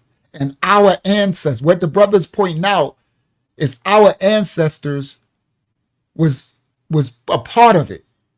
We thought we only became Hellenists when we didn't know that Rome was actually black at one time. We didn't know that. We thought that we were just Hellenists but it was more than just Hellenists. As you know, from Assyria, we assembled with the Assyrian captivity, the Persian captivity with Babylon. That's why Abraham's died of the Chaldees. These are Nephilim as fallen angel deity worshippers. So you're going to see him talk about Baal and Moloch and all this stuff. So he says, with all, el, hell, ill, or all, these syllables being all modifications of the same sound, modifying all would be tedious. It may, however, be generally mentioned that there were not less than considerably upwards 200 names of places having these syllables embodied. Over 200 places and lands where this stuff to be changed. Among these was the renowned city of Ilium, or the city of Troy. Okay. Yeah, that's a good word now, y'all. It's definitely a good word. Right? The name of Troy being, it is believed, connected with the ancient Tyre. There being also a Troyes in France, a town, the origin of which is also no doubt connected with the same widespread race. In passing, it may be asked, was the war of Ilium or the war of Troy not a war of races?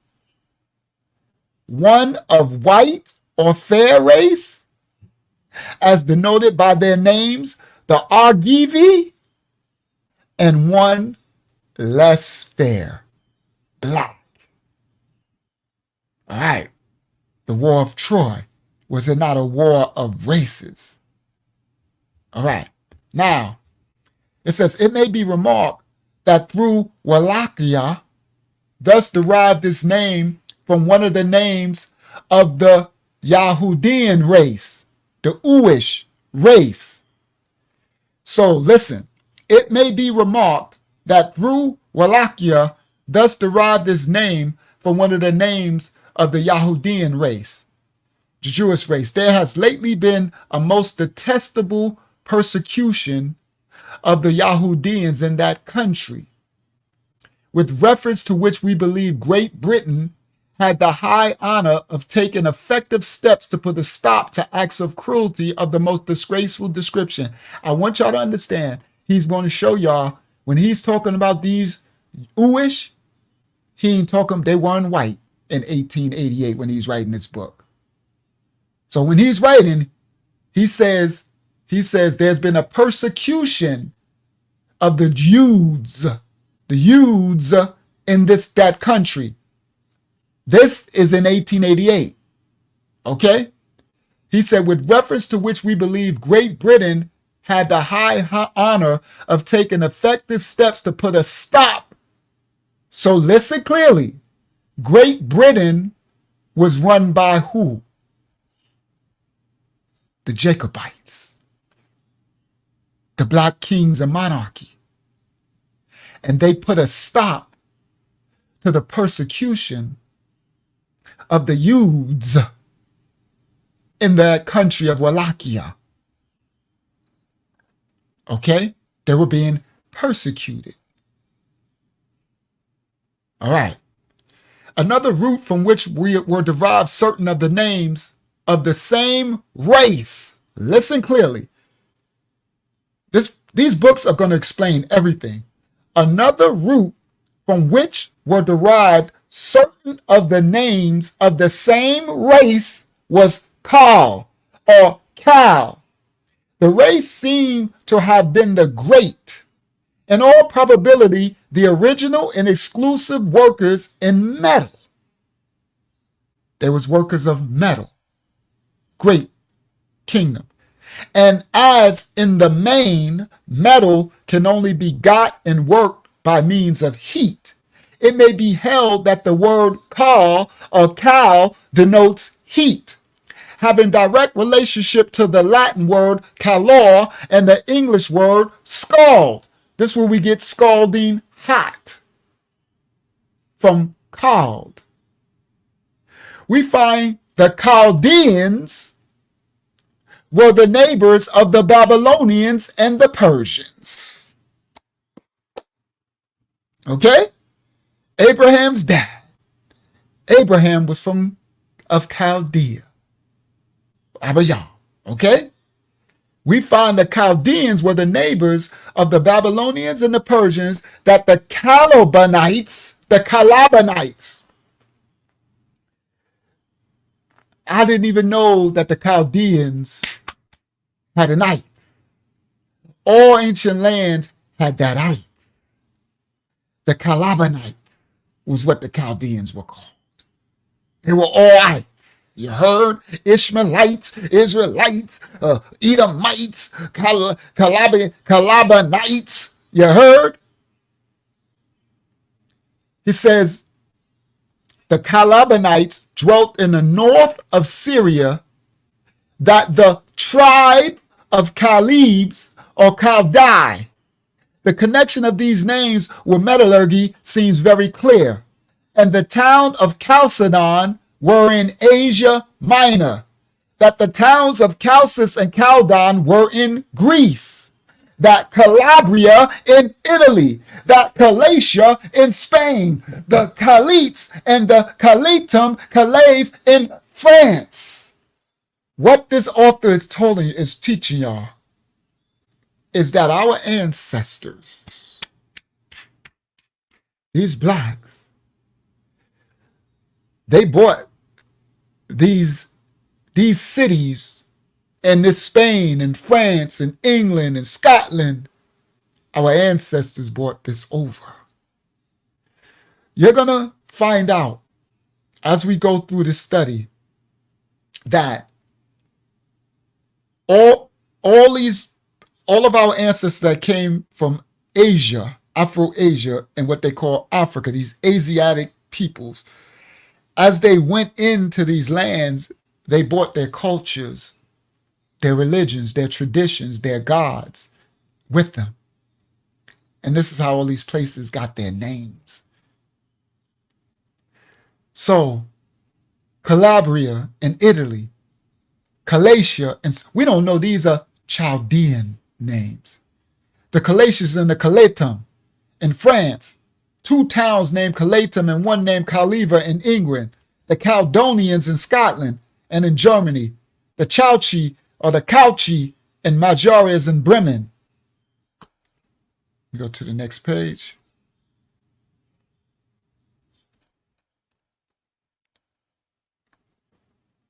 Okay, let me see. 26. I need to be going to 27. That's 28. What happened to my 27? Oh, because I got 2 pages open. I need to put on 1 page view. All right, let's just do 1 page view because it's going to be messing me up, and then make it big. Okay, so now let me make it big.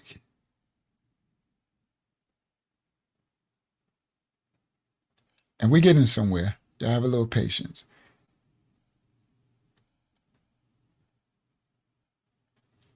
Now it says, that's 28 again. That's 27. The Cauchy, Menores, and Friesland and Oldenburg. There were at least 50 other names in Western Asia and Europe formed from Chal, the Chaldeans, and its modifications. But those given seems to be sufficient to establish how widespread and important were the names derived from that root. Here we go. Nothing has been hitherto said about the Yudes. All right? Nothing yet has been hitherto said about the Yudes. That is to say, insofar as the Yudes are expressly so called in history. But there cannot, it is thought, be the slightest doubt from what is universally known and from the proofs that are already adduced that the Jews were essentially the same race with the Hebrews. The Pelasgi and the Phoenicians, he is correct. They were black. The Phoenicians were black. The Pelasgi were black because Peleg was. All right.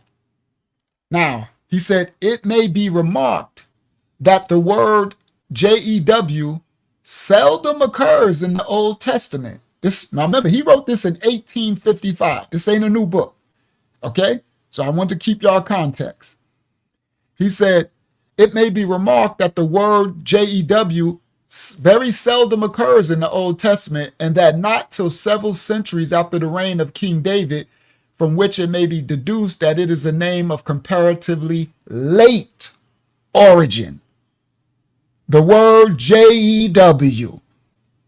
This white man in 1855 is letting you know that this word was of late origin.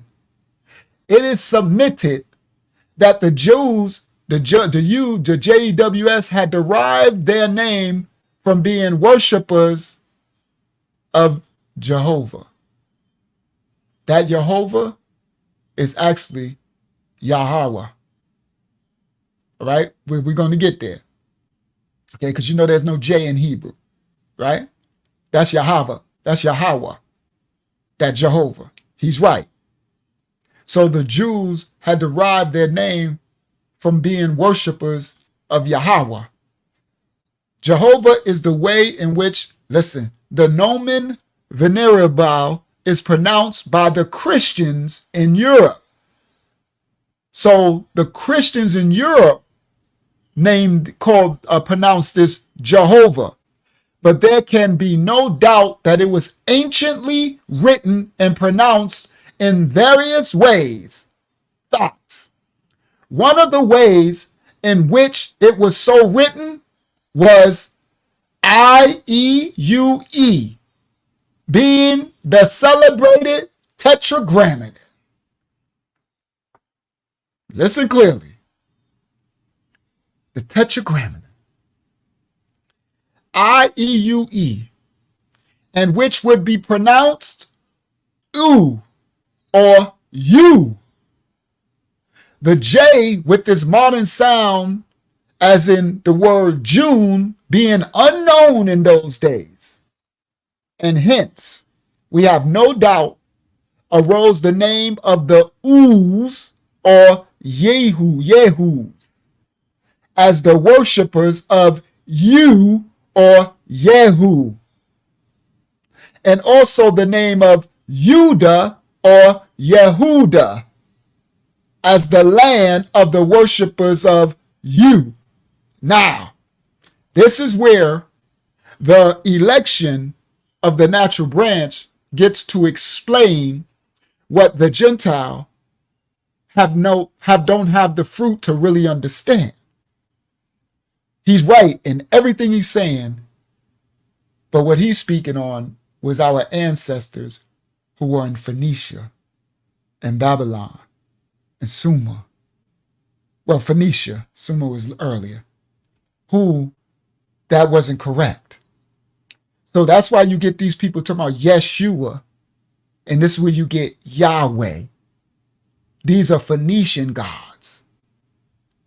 That's not correct. But he's correct. See, within it, Shalom Rahman. So now, let me correct him. Now, he's correct. They got it from the Tetragrammaton, because that Tetragrammaton is not of ours. I want y'all to understand that. That is a later transgression from the original Hebrew that we picked up with in this Phoenicia, in this Pelagesians, in this Iberians, in these other Assyrians, Persian lands, that we made these other identities and instituted their language with ours. And we became outside of ourselves. Okay? Now, so he's correct. Now, it says, but there can be no doubt that it was anciently written and pronounced in various ways. Yes, the reason why it was pronounced in various ways, because our ancestors were in various lands. Okay? And they were taking on various identities and mixing the culture. All right? Now, it says, pronounced by Christians in Europe would be Jehovah, but there can no doubt that it was anciently written and pronounced in various ways. One of the ways in which it was so written was IEU. Yes, because that's Phoenician. That's later.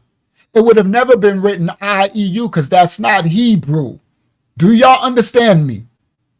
So our ancestors who was naming it this you or Yud and all of that, this, Yasha, is the receipt for me teaching for years that Yud and all that ain't ours. So I understand we were saying, Yahuwah and all that, and we really don't understand that at the foundation of it, that ain't ours. That was our ancestors who took on these Phoenicic and these Iberian and these Pelagian dialects and stuff and mixed it and fused it with they went away from R and went to L into into O into U, all these vowel sounds. This is my receipt. Well, I don't need it. My receipt is the Holy Ruach HaKodesh. And that's why, guys, y'all don't hear this ministry saying Ruach HaKodesh, because that's not Hebrew. It's Ruach HaKodesh. But baby steps. I'm not calling out anybody. We have to awaken and start to learn. Shout out over on Facebook to Tisha Orr. Shout out to Stephen Brown over on Facebook. Okay? So now, this IEU, our ancestors took that on. He's correct, right? And he says, one of the ways in which it was so written was IEU being the celebrated Tetragrammaton. That's when that Tetragrammaton started, and which would be pronounced as IEU or YU. Right? So that's where you get Jude. Because there's no JEWS, it's Judes, JUDS. It says, and hence we have no doubt arose the name of the Jude, IEUWS, or Yehus. That's not Hebrew. That would be Yahu's if you're going to get closer to Hebrew. There's no Yeh. But if you want to be original Hebrew, it won't be Yahoo. It'll be Yahads. I want y'all to understand that. I know we love our ooh, but that was the first. That was the first step away from odds. It was the ooh was the first step away from Yah. I want y'all to understand that. The ooh was the first step away from Yah. All right? Go ahead, Yasha. You know, that makes sense, because that word, how it says being the celebrated, that's like saying now it was popular culture, right? But Yah isn't about popular culture, it's about truth. If you want to, Yasha, if you want to know where Yah is, where what is celebrated, look at the opposite. That's basic 101, right? Because whatever is celebrated in this world won't be of Yah. Or won't be his. It's a good ion, Yasha. Good ion. All right. So now, it says, it is submitted that, hold on, let me go back up. There we go. And hence, hold on. Can y'all see my cursor? Nope. I can't even see my cursor on the screen anyway. Oh, you do see it. It just disappears on the page. So it's over here, but then when I put it,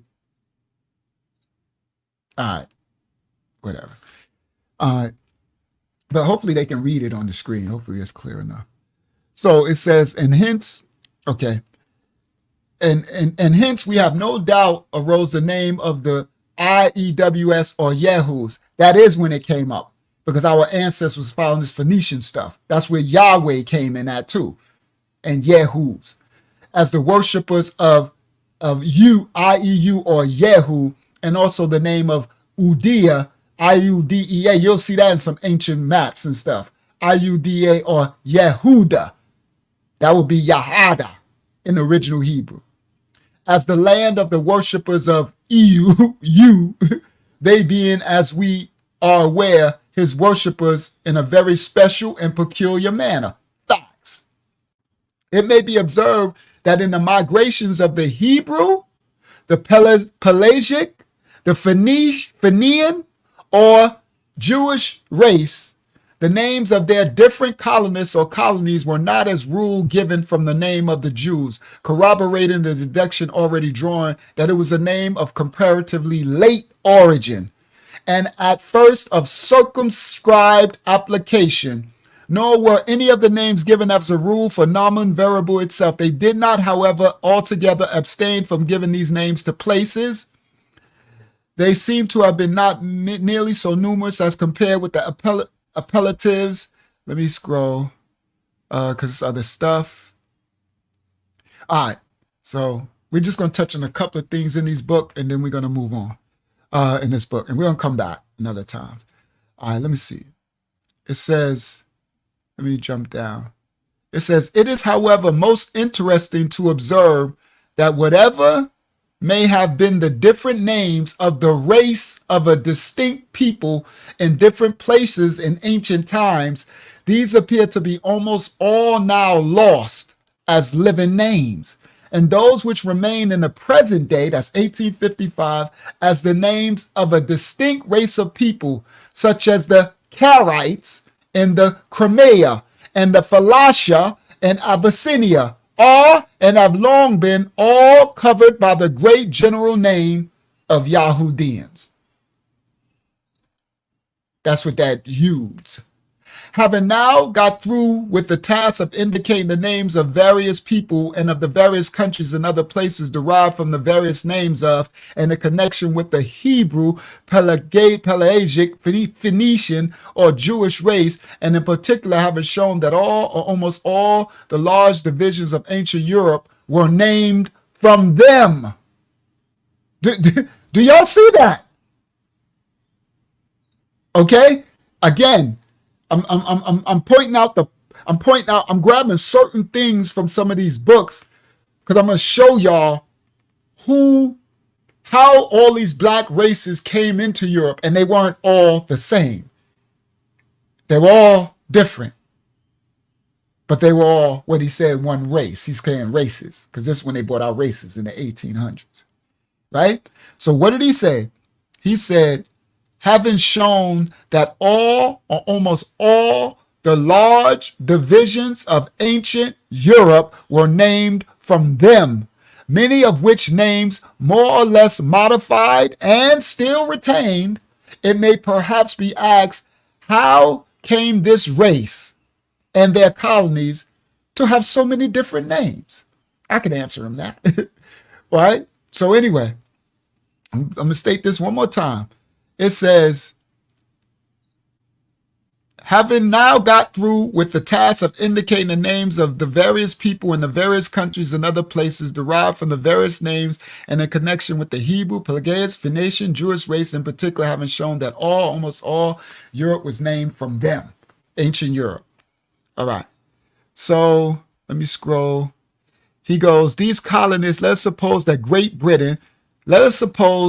people of Great Britain, as now they exist, who have been migrated in a more primitive age, when the peculiarities were more tenaciously adhered to than the present time.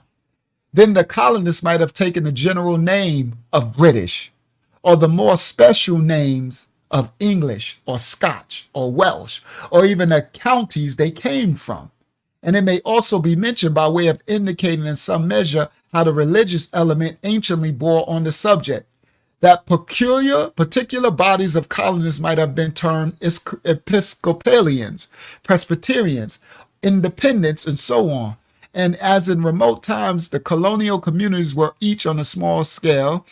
All right, let me go forward. All right, here we go. In connection with the name of the deity, and as strongly corroborative of the truth of the views now submitted, both to the substantial sameness and as to the migrations of the race known as the Hebrews, the Pelagazi, the Phoenicians, and the Yudes, it may be remarked as to the name of the deity that the Zeus, in all probability, pronounced use. See, that's what I'm showing y'all. This is when they went away. I'm telling y'all, this is when they went away from Yah. Zeus, in all probability, pronounced use of the Greeks. The Jew, as found in Jupiter, no doubt pronounced you or you, and Jove, in all probability, pronounced Io, or rather, according to the ancient way of pronounces il or al of the Latinists, the fervent Roman religious exclamation of Io triumphal being no doubt addressed to Iove, uv, alv, and the who or you or Jesus or Isus of the Gauls, Jesus or Isus being apparently a modification of the same with the Latinized termination of. Where it is self-evident, all substantially the same name, where also is evident modifications of the same name to us as Jehovah, and recorded in the sacred scriptures as U or I, that's Yah. See that? This I-E-U-E or I-A-H would be Yah if they didn't go away. It says, as recorded in the sacred scriptures as Yah, and also in various other forms in combination with other words. If these variations are thought to be too numerous, let the undoubted ancient and modern variations in the spelling and pronunciations of other name of the deity, namely God. Hold on. Namely God. No. Where am I at? I went down too far. Namely God, in our own and other languages of the north of Europe be taken into consideration. And any difficulty in this point will immediately disappear. There is, it may be remarked, an interesting connection between God and you, this EU, as names of the deity. For while there can be no doubt that the name of God is connected or synonymous with good, EU in the Greek means good also. In making this remark, however, we are not to be held as indicating any opinion as to what the primary meaning of the name of the deity is. It may also be remarked that in ancient Germany and the surrounding countries where the Hebrew race were and are, okay, in such large numbers, there is some reason for holding that the name they gave the deity was Yah. Do y'all see that? Or Yay. Y'all, hold on, let me make that a little bigger for the people at home with small phones. Okay? In Germany, that the name they gave the deity was Yah or Yay, or in Latinized form, they put some Jesus. Now listen, but into this consideration we shall not enter further at present. It is thus evident that the Hebrews, the Pelagesi, and the Phoenicians had, wherever they went, preserved the same name of the deity. Then they changed it. The Phoenicians. This would become Yahweh. You get this Yeshua. You get this Yehuda and all this stuff. It may be further remarked the way of the corroboration from positive history of the fact that the Pelagesi, the Pelasgi, were the same race as the Hebrews, Phoenicians, and the Judes, that it is expressly recorded by Josephus that the Judes of Palestine, ain't it interesting that they over there right now killing who? And the original Judes over in that Palestine look like us. They doubly being persecuted over there, right? Because they'll show y'all these Arab Palestinians. No disrespect, everybody need to be protected. Hold on, guys, I gotta blow my nose. Can you cover why?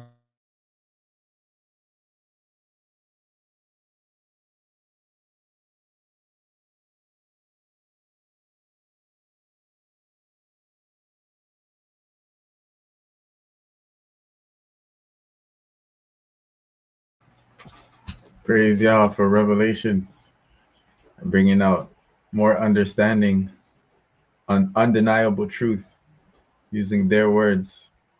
Only at Mashiach's assembly.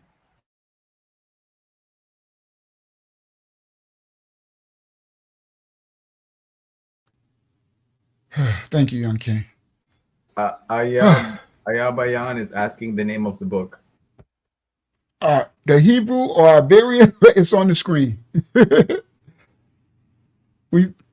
Hebrew or Iberian race, including we'll go back at the end. We put it on. It's when you rewind in this study, Ayabayan, we opened it up with the cover of the book and the first. You probably got here a little late, but I'll go back. We probably gonna finish up right here because we need to move on because we can be here all day. All right. But I'm gonna point out a couple of little things before we go there, before we leave. It says, Josephus, it is expressly recorded by Josephus that the Jews of Palestine sent ambassadors with letters to Lacedaemonians, who were in all likelihood the Pelasgi, claiming kin with them. Shout out to Brooklyn Red. Thank you, Young King. Go ahead, Yasha. I mean, this might not be much, but do you see that name, Lacedaemonians? Demons, demonians. You see demon in that. All right. Well, who were all likelihood the Pelasgi, right? So these are children of Peleg. And what Josephus said is the Yahudians that were in Palestine, the ancient, they sent letters to Lacedaemonians, I think that's Macedonian, who were in all likelihood Pelasgi, claiming that they were related with them as belonging to the same race, and the claim was fully admitted. The name of Lac Demon, Lake Demon, apparently means lack God. Ooh, that's some wicked stuff right there. It sure enough do mean lack God. Wow. And may this name not have been given in consequence of there having been at least one period no idols in Lake Demon in accordance with Hebrew worship. Oh, okay, that might not be a bad thing. No idol worship. Hold on. Give me a second. Oh, you got Well, kicked it out? says it says lack small g, right? Small g. And the Lack word of is gods. lack of a, yeah. Okay. Uh-huh. Um, could you put the link for Hakyama? She got kicked out. She must can't come back in. Because I don't see her. I don't see you in the background, Hakyama. All right, so let me see if I can figure this out correctly. All right. So it says the name of Lak Demon, Lak Daman, because just because it says demon, remember this is the English language, right? Lake Daman apparently means Lak God, and may this name not have been given in consequence of there having been at least at one period no idols in Lake Daman, in accordance with Hebrew worship, in the same way as no idols were allowed in Yerushalayim or elsewhere by the Mosaic law. In Great Britain, which derives its very name, listen, in Great Britain, which derives its very name, as already seen from the Hebrew race. Yo, this is crazy. You cannot make this up. This is white man telling this stuff in 1800s, right? There seems to have been no idols in connection with divine worship. They weren't supposed to, as performed by those priests of the Hebrews race commonly called the Druids. That's going to come out. I know people know about it, but the ancient Druidics, okay? And the custom of the race to have no idols seems also to have prevailed in Gaul and Germany, as Elder Taj Baliyah brought out the Gaul with the naming, and perhaps at one time in every other country where the race existed, where that race in Greece, Italy, and elsewhere. It was ultimately otherwise. There's no strongest reason the introduction of idols in connection with divine worship would be looked upon by at least the majority as most decided improvement. So that's where they wanted to have idol worship. All right, here we go. Let's get started. It seems too clear. Yasha, could you read where it seems too clear? Yes. It seems too clear, however, to admit any dispute among those who really know the facts, that at one period, the object or objects of worship among the vast mass of the Hebrew race was the heavenly Sabayath or Sabianism. Sabianism. So he's talking about, he's talking about stuff that our ancestors were into, okay? He says, it seems too clear, however, to admit any dispute among those who really know the facts that at one period the object or objects of worship among the vast mass of the Hebrew race was the heavenly host, the Sabayath. That's very interesting when we understand, right, Hakyama? The Sabayaths and who they are. That's the heavenly council, guys. Okay, guys, everyone at home, when they say the Elohim, in the beginning in Genesis, when it said, let us make man in our image, that's who that is. The Sabayaths in Hebrew are the heavenly hosts. Those are what are Yah's image emanations of the Father. They're all different. Wisdom is one. Yahuwah Sabaoth is another. The Yara, truth, righteousness. These are Sabaoths. They have light and dark sides depending on where your spirit is, what you're going to get when you call on it. So you know how wisdom, that's a Sabaoth, a heavenly host. They don't got free will. Angels and his other created beings have free will. They can transgress. The Sabaoth, the heavenly host, can never transgress. They don't have free will. They do the will of the Father. And what you get from them is what you call on, what spirit you in. So listen, so if you call on wisdom and you in a wrong spirit, Solomon, anybody? Oh, you don't know. You don't want that smoke. Go ahead, Akiyama. Can you hear? Yep, we hear you. That's exactly what I was going to bring up when Solomon built the temple and he had the on both sides of the temple, the light Sabaoths and the dark Sabaoths to worship. Facts. Good word. But we're teaching everybody. That's why you have to keep coming back to this ministry. You will learn. We all got took into other ministries and other places to learn. Me too. Back in 2015 and all that. How do you think I had to learn and awaken? But this is the house of Yah, and we have election. We have Rayah.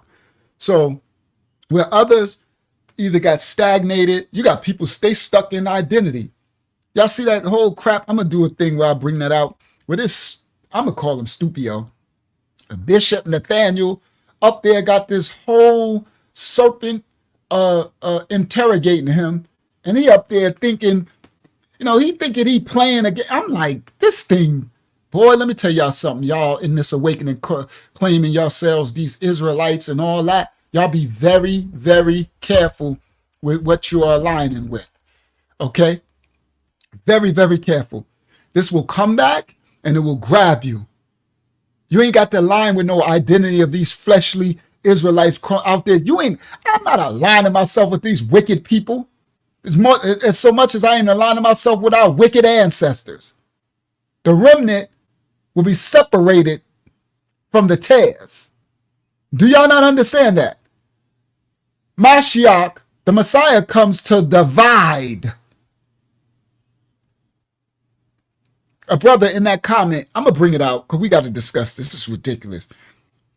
A brother in the comments like, I need to tell all Israel, we all need to unite now because they're coming against Bishop. We all got to put out different. I'm not uniting with you, wicked. I ain't in agreement with y'all, whatever worships y'all following. Come in the name of Christ. That don't even make any sense. Everybody, do not get caught up in the identity of the flesh of this Israelite stuff. I started off there, almost went to a camp, almost went to GOCC because I thought it was a little safer camp. Almost tried to join another. No, you ain't joining nothing. Because you're going to be a set apart remnant. You're going to be my child. Their identity, they're in the flesh. But remember, we all have to awaken to something. So again, I'm not coming down on you guys for where you're at.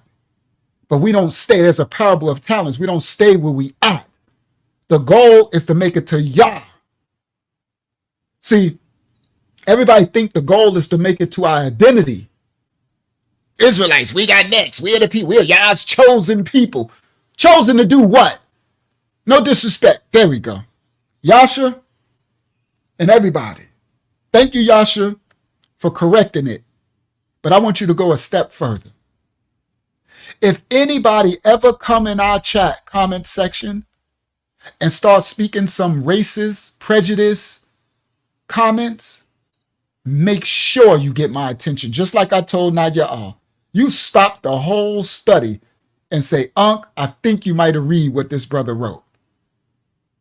Because the brother came in there talking all this, white people is cursed and all. And Yasha, and I'm glad he stopped himself. Praise Yah. All right. I don't know if someone stopped him, but he stopped. So thank you, Yasha, for telling him, be respectful in this house. But guys, this ain't a house of trauma. Some people are still traumatized. So they want to blame another nation, anybody else for what his brother got the nerve to sit up here and say, white people ain't got no history.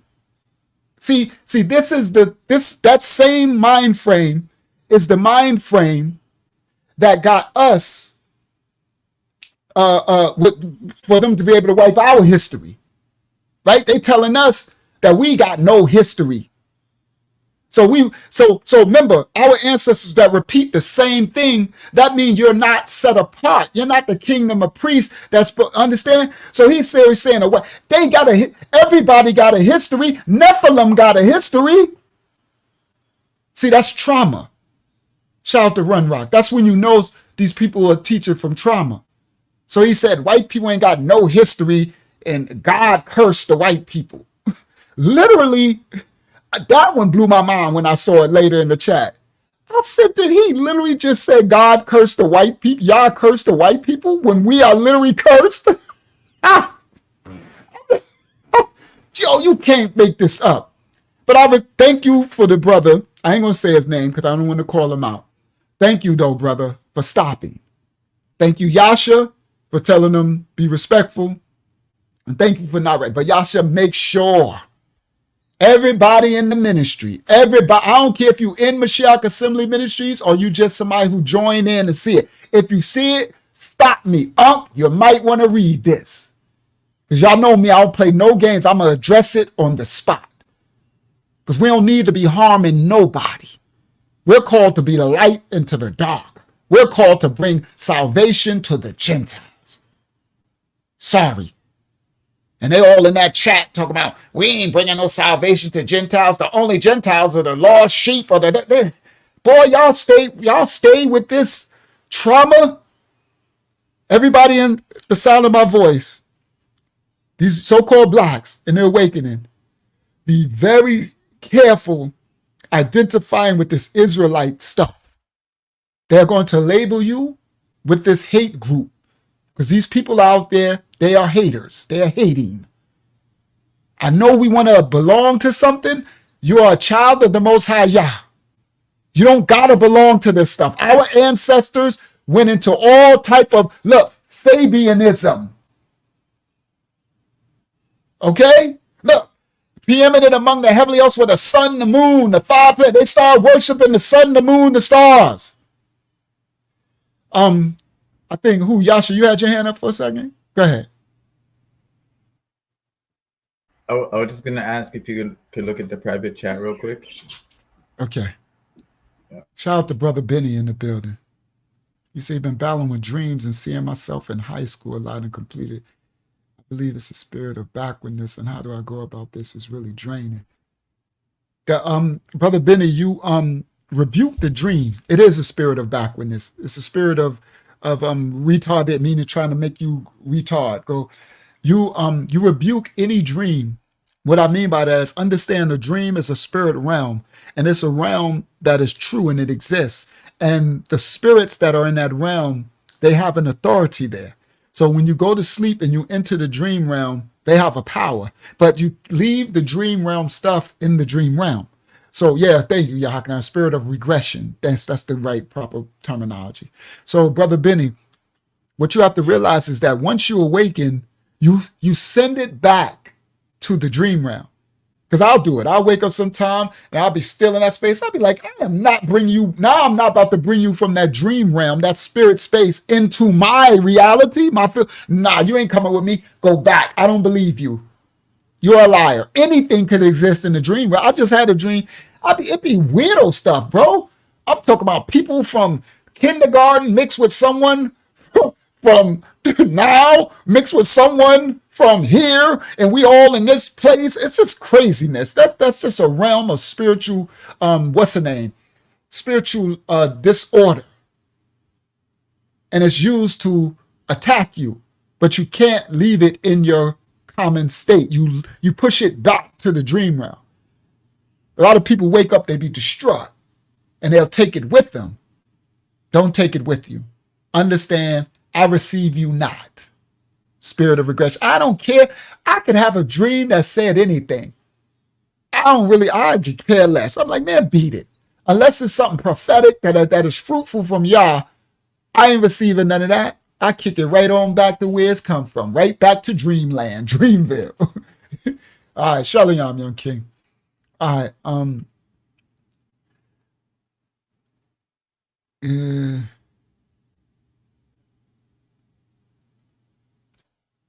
right, good. He wrote that in the chat. All right, let me read. And yep.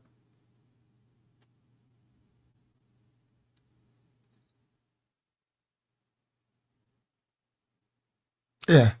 So Yashua's pointing out what Brother Rohan wrote. A lot of that is correct. The Most High will establish a pure language when he comes, but he has given us his language. That's scripture too. So you're totally correct. The Hebrew was corrupted with Yiddish. It's Yiddish is later. Brother Rohan, the Hebrew got corrupted right here. We're in this book with the Phoenicians, the Pelagasians, the Babylonians, the Akkadians, the Assyrians, the Persians, who our ancestors mixed with. What we're doing tonight in this book right here, we're showing you how it got corrupted. All right. So he said the Hebrew has gotten corrupted. By the time he got to the Yiddish, Rohan, that ain't even Hebrew. All right. So that's just a whole nother, just forget that Yiddish. He said, we will not have a pure language. That's not true. That's not true, Rohan. There is a pure language. It is the Picto Hebrew, and it was given for us to decipher, to find out, come back to the Father. Now, it is a pure language, but he will establish another language. There will be, okay, that when he says he will establish a pure language, when his kingdom, it's because we won't be speaking. Okay, what I want you to listen, Brother Rohan. When we get to the Most High's kingdom, there will be no physical talking, right? There will be, because we're not people. There's no flesh and blood. So this language that would be, I guess, for a lack of better words, transmitted, or would be a purity because we'll be back with Yah. It's a oneness.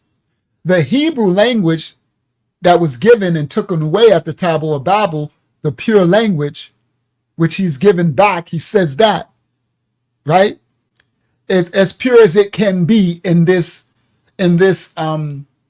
second world state. All right. That is the language of cleanliness. That is the language to purify us. That's why when you have all these other languages and you mix in, you're going further away from Yah, and he got us coming back. So you're right, young king, but thank you, Yasha, for pointing it out so I could clear up where the young king, might have a little misunderstanding that. But yes, he's right. He says the fallen angels taught right in the book of Enoch and in the Tower of Babel, it is possible. Right, he's talking about what Naya'al was talking about. Yes, it is possible now that the fallen angels has something to do with it. If Yah wants me to get there, I'll get there. And of course, the Raya could start breaking all that stuff down if he wants me to get there. But that's why Naya'al, when I saw what you wrote, I said, that's interesting. You know what I mean? That's just something to ponder on, right?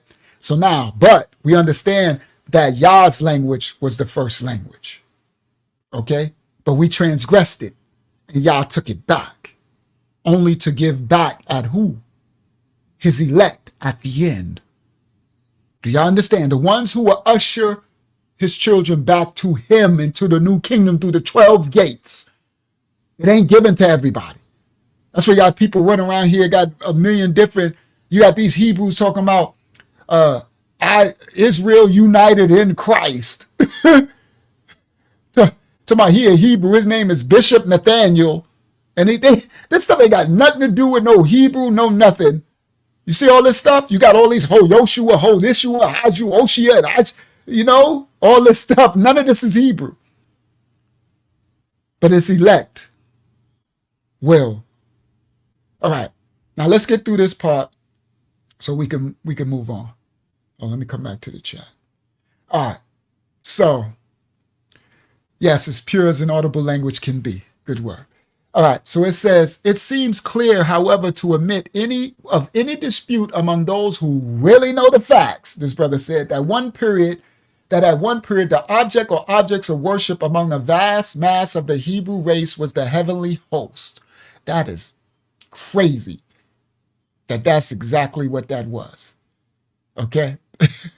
That y'all say united in a Caesar salad. That's hilarious, Daya. Not even Caesar salad. All right. Or Sabianism. And see, this is where our ancestors, they did practice Sabianism. They start practicing other things. Okay, our ancestors started doing too much. Do you understand? I've been teaching y'all forever. Yah is about simplicity. He is in the stillness. Less is more when it comes to the Most High. Shalom, Sister Kelly Perry. Less is more our ancestors were the purveyors of doing too much. So they taking on to right now they doing too much. You understand? They are the purveyors of doing too much. Now, it says preeminent among the heavenly hosts were the sun, the moon, and the 5 planets visible from the earth. And preeminent again among these was the sun. Yes, so they became sun worshipers. These are ancestors. He is correct in this book. They started worshiping the sun. The sun was known by a great number of names, among which to mention a few with some of their modifications were Ooh, there we go. That's this I-U-U, right? Right? Uh-oh. Uh-oh. I don't know. I don't know what happened. But I think we was on page 27, right? What page were we? Page 47, Unc. Dang, we was all the way up to 47? All right, thank you. Yeah, it's page 47. Page 27 is page 47 in the book. Oh, so I'm lost. 27, page 30. We were down at the bottom of that page. Right here? Yes. Yeah, right there. Thank you. All right. Yeah. The sun was known by a great number of names. This is from our ancestors. That's the tetragrammaton right here. See, yes, this is where the Sunday worship comes. Y'all got to start to understand where this tetragrammaton stuff come from with our ancestors. Okay? All right? So, or U, or Daya, or El, or Bel. This is Baal, or Abello, or Apollo, or Heracles, or Hercules, or Osiris. This is all correct. Or Ad, or Adad, or Hadad. These are Asian, Greek, Roman, Egyptian, Phoenician, Babylonian, God. See? God, Adon, Odin, Adonis, Moloch, Helios, and so on. Yo, this brother, shout out to Sister Sherry Calhoun. This brother is on it in this book in 1855. This is 1855, guys. Y'all think this brother writing this today. It almost seems as if the race not only had names for this is our Hebrew. These are our ancestors who started making this paleo thing. No disrespect, this Yod Hey Wav Hey. I'm sorry, guys. All right? Now, he says, it also seems as if the race, he's talking about us, Hebrew, the blacks, not only had names for the sun common to all, the chief was this U. Uyu, U, or Yah. Guys, let me explain. That's Yahweh. Remember when I tell you Yahweh is a Phoenician god? It's the sun god. Same as Osiris, same as Baal, same as this white brother is on it in 1855. I've been teaching, you get people coming, they're like, Yahweh. I'm like, that is not Yah, not the Hebrew Alayah of Yah. Y'all can get away with y'all Yahuwah, but guys, baby steps. I gotta do baby steps. Everyone, don't hold on, guys. Don't get a spiritual attachment to names and titles, because Yah will give you this for what it's baby food. If when you were an infant, if you got an attachment to baby food and you got older and you were 15 years old and you like, I'm not eating no food because I'm a baby food, and you eating out a baby bottle, eating some doggone, sucking on trying to suck your mama's breast milk, you can't get attached. Yah is not about us getting strongholds and attachments to things. You have to be willing to empty your wineskin over and over. Do y'all hear me? This is some of the most important spiritual tips I can give you as an elder, is do not form attachments to these things. You have to be fluid as mom, mayam in the Hebrew, the letter water. Okay? So, that's why I'm like, I'm not disrespecting this ooh that we all be like, Yahuwah. I get it.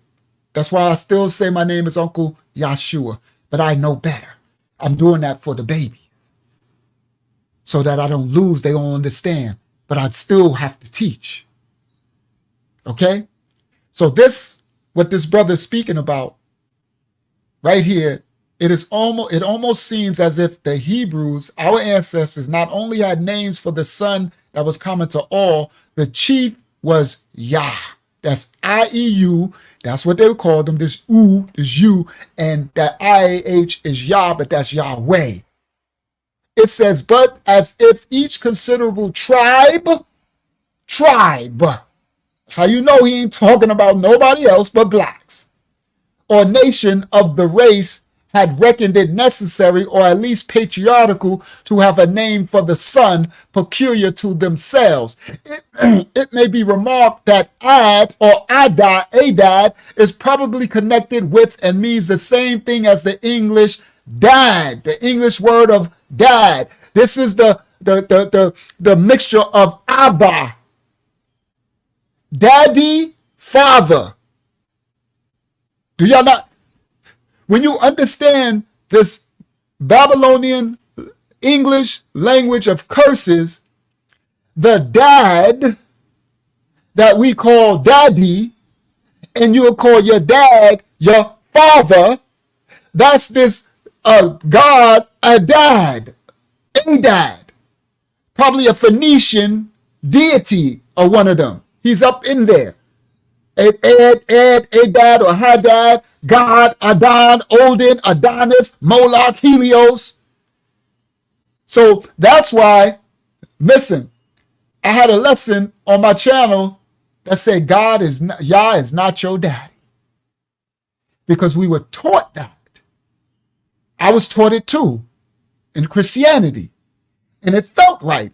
To call him dad, right? That's my daddy. No, he's not. That's the Abba, Father. That's why he says, call no man Father. See, the English language.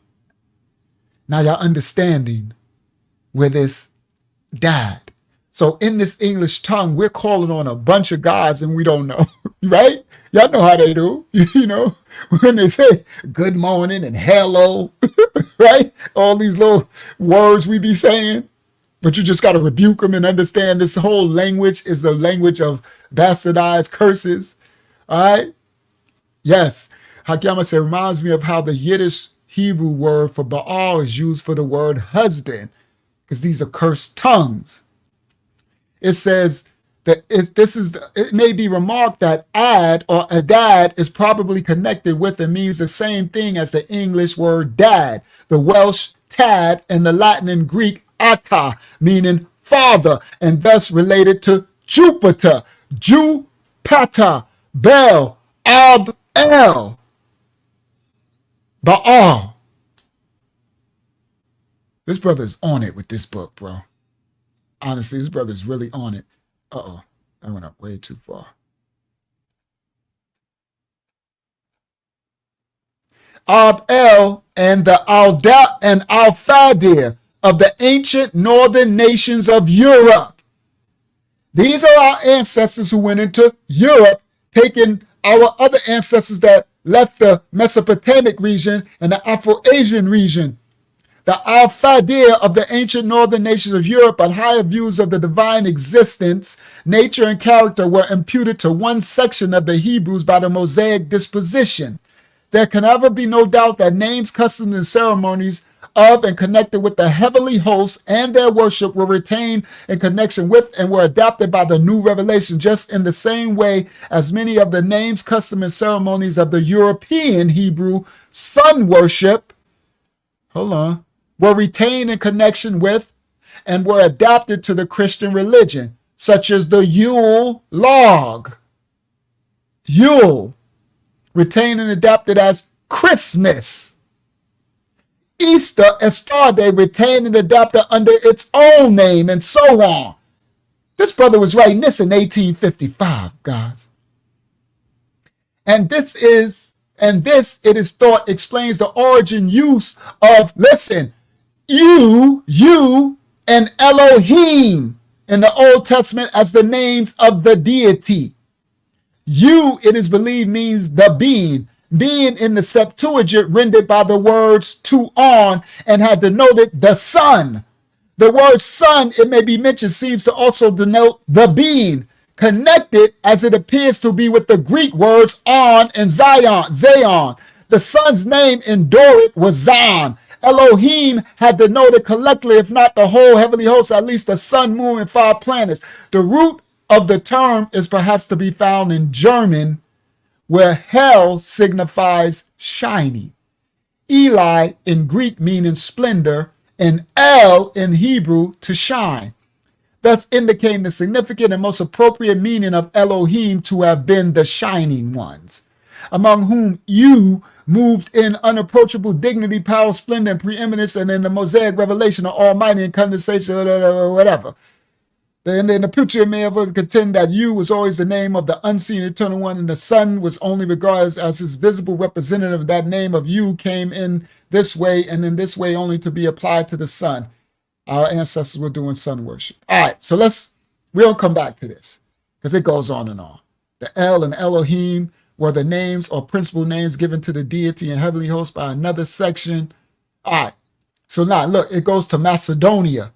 The Macedonia is evidently derived from Adon or Odin. It goes to the Greeks, the Goths, right? It goes through, and then it goes even crazier, all right?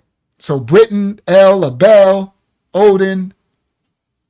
All right, so we'll come back to this book another time, because it's a lot. It just, look, Buddha, the day of the week to which we give the names of Wednesday, Odin's Day. This is 1855 or something. 70, I forgot what it said. 1872. The worship of Buddha once prevailed in Hindustan, but the conquering through kindred race of Brahm, and Buddha was black, and he was a Hebrew, superseded the worship of the deity by that name in that country. He was a Hebrew who went outside of Yah, just so y'all know. The day of the week to which we give the name of Wednesday, Odin's Day, is among the worshippers of Buddha in the East as Buddha's Day. And having made these preliminary statements, it's submitted that Bod or Bud or Buddha is compounded of Ba or Abba, God, Od or Odin, the Father God, Od or Odin, in the way as Upada, Upata, the Father U, Baal or Bel, Ba or Abba-El, the Father El, Afadel, the Father of all, or the father of Al or El, the Brahm of the Brahmins, the Ab Ram, the higher great father, and the Bog of the Russians or Sclavonians. Ab, Hog, Hug, Gog, Magog, also the higher great father. If anyone is disposed to take objection to this explanation of Bud or Buddha and to display much etymological learning in support of each of such objection, we shall only in the meantime request that care be taken by such opponent of the explanation now given. All right, so that's enough. We'll come back to this. All right, let me move on, because it's so much. I could just go on forever. All right, so let me get the front page of the book for the Yakata. We're going to come back to this because there's so much in this. All right.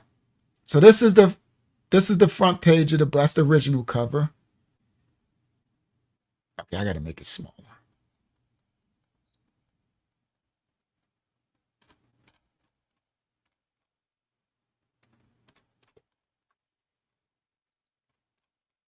Give me 1 second.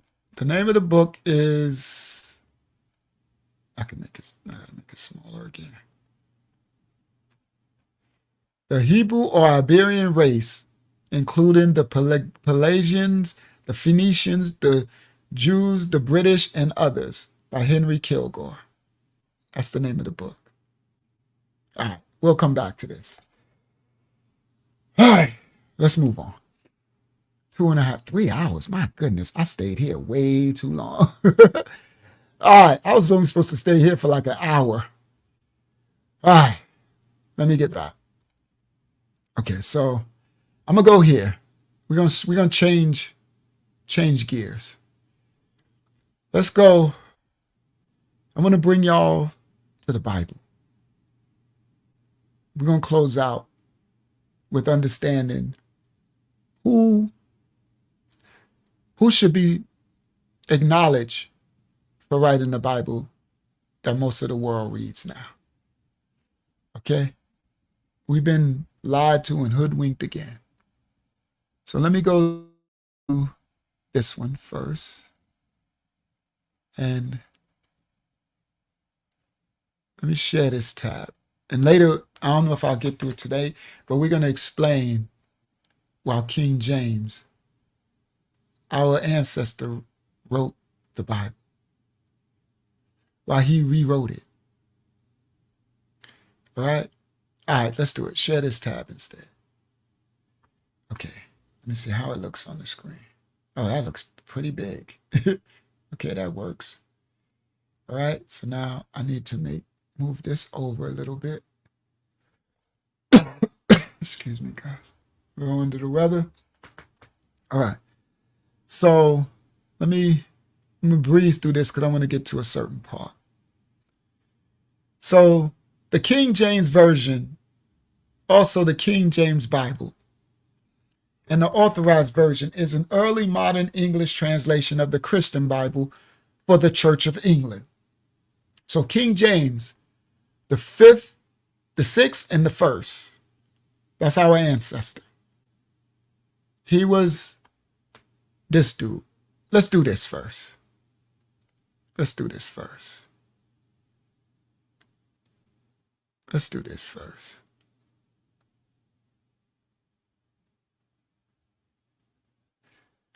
Share this tab instead. This is the website for the royal family in England right now.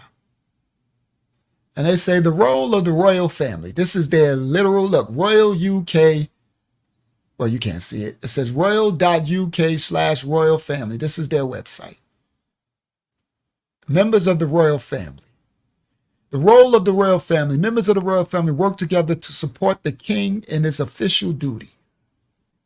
Okay? These are the kings, the royalty of Great Britain. They took our ancestors' kingdom from the prophecy. This is the king. See it? That's the king. About the king. This is the queen. See? Now, they have a right. I do want to give y'all that.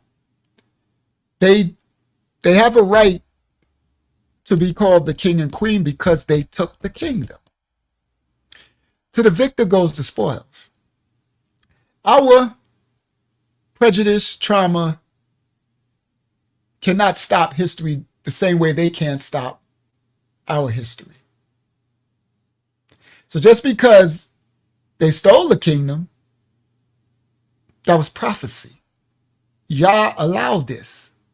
He spoke it in the Bible.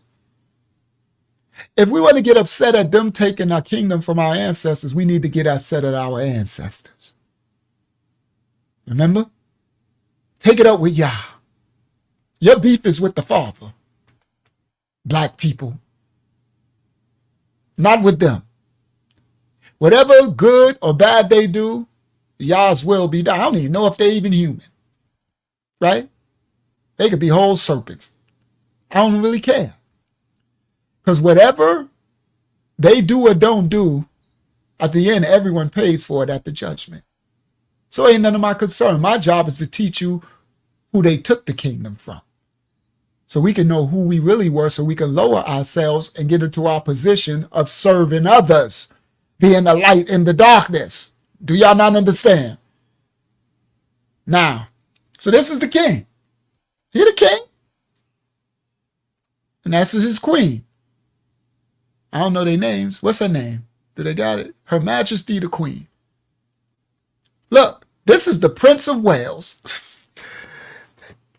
If I show y'all that the Prince of Welsh, we showed y'all in other books, all the Welsh were blacks. What did the last study they say? They said they pushed them into Welsh, our ancestors. But they came and they conquered Welsh. So now, this is the actual king of Welsh now. The prince, he's the Prince of Wales. Right? Look, this is the princess of Wales. Okay? And all Welsh, as we read in other books, was all tawny, swarthy, black, blue black. Okay? Look at this. The Duke of Edinburgh. Don't this hit different now that we know who the real dukes and earls and all of that is? This just, it strike you to your heart now. For those, you need to go back in our studies and watch the lessons before this. You got to catch up, okay?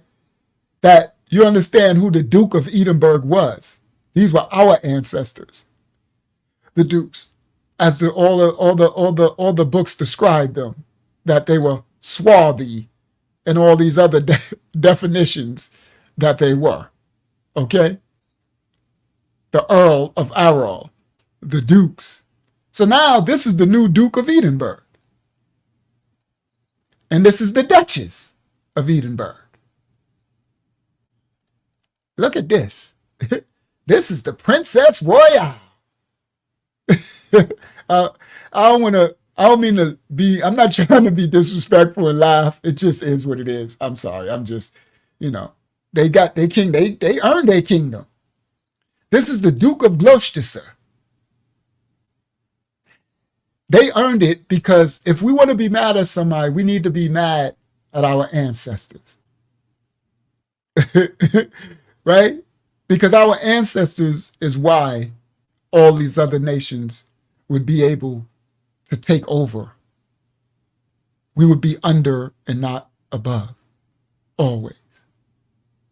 But yes, now yeah, all these kingdoms were swarthy. Okay? All of them. I'm going to get there now, y'all. 1 second. This is... Go ahead. Realistically, even if it was still our ancestors that were these kings and queens, our goal isn't them. That you couldn't have brought out a better point, Yasha.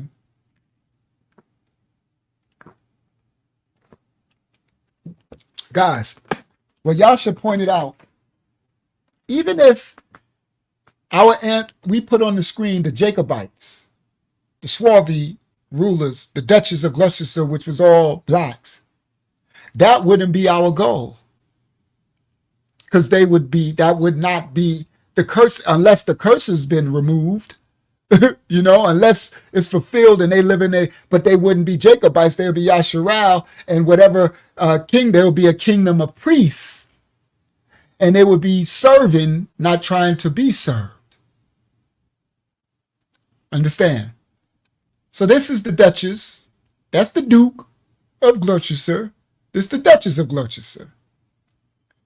Look at the Duke of Kent. You see Hagyama's face. Her face be just saying it all. I swear, your face say everything.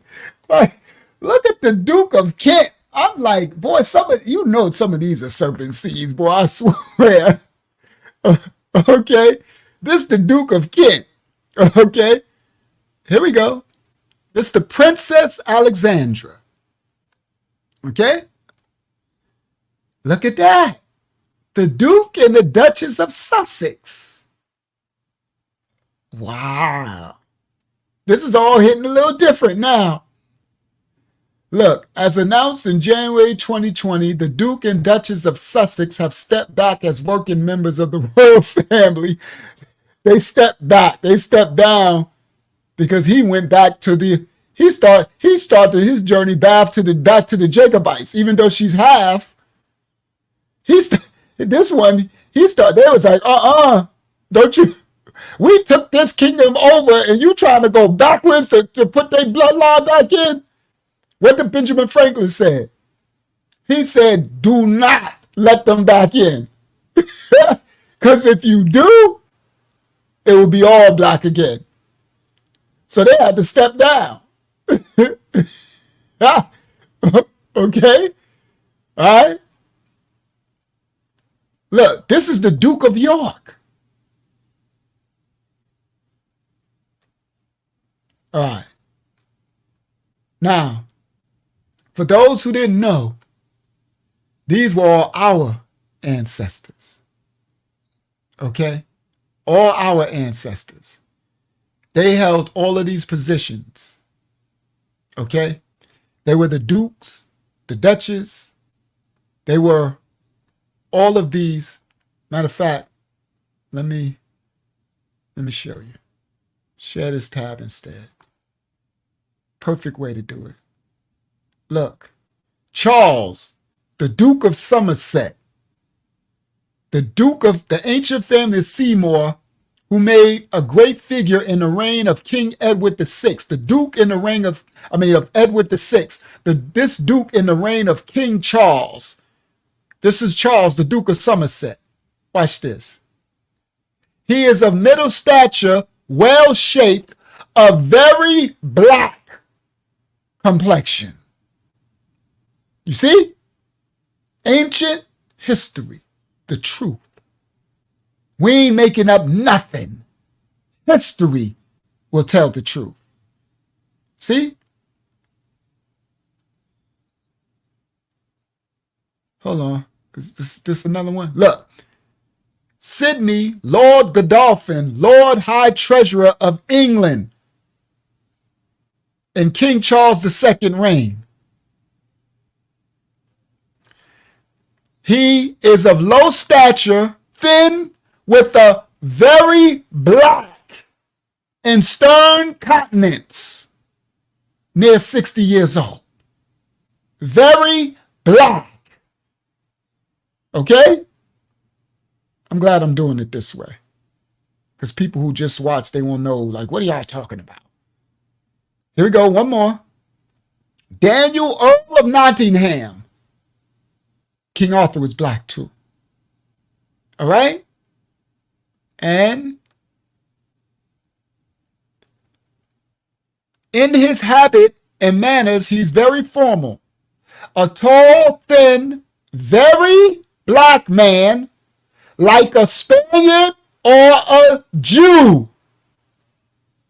This ties in the book we just read of the Hebrews and the Jews, the Jew. A very black man, just like a Spaniard or Jew, about 50 years old. All right, we ain't speaking on our own accord. Okay? And this book is the Memoirs of the Secret Service of John Mackey. Look it up. During the reign of King William, Queen Anne, and King George from the 1800s. Okay? Now, with that, I show y'all now the royal family who took it over, right? Because of our ancestors. That's why they got it. Because our ancestors. So now, this is now the new Duke of York. This is the Duke and Duchess of Sussex. Yeah, this dude is the Duke of Kent. Right? Okay. You're not so sharing now, that page, Unc. Oh, thank you so much. That was more funny. Hold on, let me do it again. So now, this is the Duke of York. Right? This is the Duke and Duchess of Sussex. Princess Alexandra, and this is the Duke of Kent. That's why I was laughing to myself, right? This is the new Duke of Kent because of what our ancestors did. Now, watch this. On their page, I'm still on their, I didn't share. I'm still on their website. This is the king and queen's royal website. And this tab is titled Anglo-Saxon Kings. And they're talking about who they got their kingdom from. We're not going to read it because we read this already, but I want to show y'all something new tonight. It says, around AD 408, these small European kings were left to preserve their own order and deal with invaders and ways of migrant people, such as the Picts from beyond Hadrian's Wall, the Scots from Ireland, and Germanic tribes from the continent. These were the blacks. King Arthur, this was a black king. A larger-than-life figure has often been cited as a leader of one or more of these kingdoms during this period.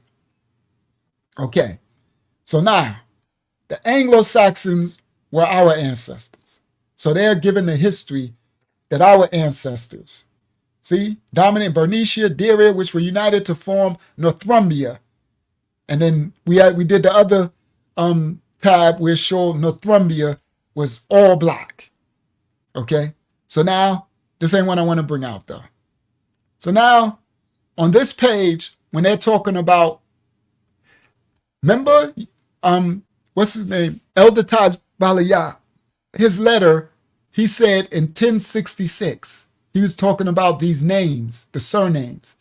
It said it was the threat of invading Vikings which galvanized English leaders into unifying their forces, and centuries later, the Normans, our ancestors who successfully invaded in 1066, were themselves the descendants of Scandinavian Northmen. These are blacks. All right, now I'm gonna scroll down. Watch this. So they got tabs on the Royal United Kingdom website. And these tabs show where they get their kingdom from our ancestors. These are our ancestors right here in these tabs. These are the black kings. We're going to eventually go through these tabs. The Tudors. Boy, we have no idea. Right? So watch this. The Yorkists, Henry V, the Lancastrians, Richard II, Edward III. Let me scroll down. Edward I and the Longsharks. Henry VIII. John Lackland. I'm going to go all the way to the bottom, because usually they leave the best at the bottom. The Alvestan. Edward I, Edric, Edwy, Edgar, Edward II, Edric II, Sween, Edmund. Is this my tab? This must be a different tab, because I don't feel this must be a different tab unless it's further up. The Normans. There we go. William I the Conqueror. This is what Elder Taj Balaya was talking about. So if you click on this, they're going to show you some white picture. William I was the illegitimate son of Duke Robert I of Normandy. The Normans. We're not going to do it tonight. We're going to come back. William the Conqueror was no joke. Let me scroll down a little bit. Let me scroll down to the end. Let's see. Look, they got a whole big thing. William bequeathed Normandy. All right, William spent the last month of his reign in Normandy fighting a counter-offensive in the French Vexin territory against King Philip's annexation of outlying Normandy territory before his death on September 9th. William divided his Anglo-Norman state between his sons. Wherever you see the Anglo, that's the blacks. Anglo-Saxons are the black Saxons. Saxons are the white Saxons. The Anglo-Norman, The scene was set for centuries of expensive commitments by successive English monarchies to defend their inherited territories in France. These are our ancestors. He divided King William the Conqueror. All right? He was feared. Hold on. It says, hold on. Yasha, if not, Hakyama can help me. I don't know if Yasha's still here. Hakyama, you can help me because this is written in English. Could you read? Yeah, I'm still here, but I'm okay with that. Okay. You can relax, King. I think we're done with the old ancient English books for now. Could you read to strengthen royal justice? Read from there. To strengthen royal justice, William relied on sheriffs, previously smaller landowners, but replaced by influential nobles, to supervise the administration of justice in existing county courts, and set members of his own court and conduct important trials. However, the introduction of church court, the mix of Norman, Roman law, and the differing customs led to the continuing complex legal framework. Pause. Now, William the Conqueror was very, very influential in bringing out law. Sheriffs. We had no idea. Well, everything that we have learned, we don't realize where this stuff come from. I want to point out to y'all one more time that during this time in Europe, before this was the Dark Ages. So the average Europeans were like in savage mode. Okay? Now, oh crap, I didn't even get to the thumbnail. I'll get there in a second. All right? So now, King William the Conqueror was bringing up order in his kingdom. At his coronation, William promised to uphold existing laws and customs. The Anglo-Saxon, our ancestors, shire courts and 100 courts, which administered defense and tax as well as justice matters, remained intact, as did regional variations in private Anglo-Saxon jurisdictions. To strengthen royal justice, William relied on sheriffs. Previously, they were small landowners, but replaced by influential nobles to supervise the administration of justice. Okay? Now, look at this. This one was important to me. It says, more severe forest laws were reinforced. William's conversion of the New Forest into a vast royal deer reserve. These laws caused great resentment. So William the Conqueror was interested in preserving the Most High's children, the animals, the forests. He was protecting the animals. It says severe forest laws. The New Forest into a vast royal deer reserve. He's protecting y'all's children. These laws caused great resentment, and to English chroniclers, the New Forest became a symbol of William's greed. Nevertheless, the king maintained peace and order, shalayam and law. The Anglo-Saxon Chronicle in 1087 declared He was a very stern and violent man, so no one near dared do anything contrary to his will. Amongst other things, the good security he made in this country is not to be forgotten. Yes, he was righteous, Waya. He was a conqueror. He was violent and all that because he was fighting against those who were coming to kill my ancestors, the Anglo-Saxons. But what he didn't know was that, you heard the Yakata in there juicing, using that juicer. That's what I knew it would be heard through this microphone. It's all loud, going. Somebody probably making a kale juice for me for my sickness. Praise y'all, but it was really loud. All right, so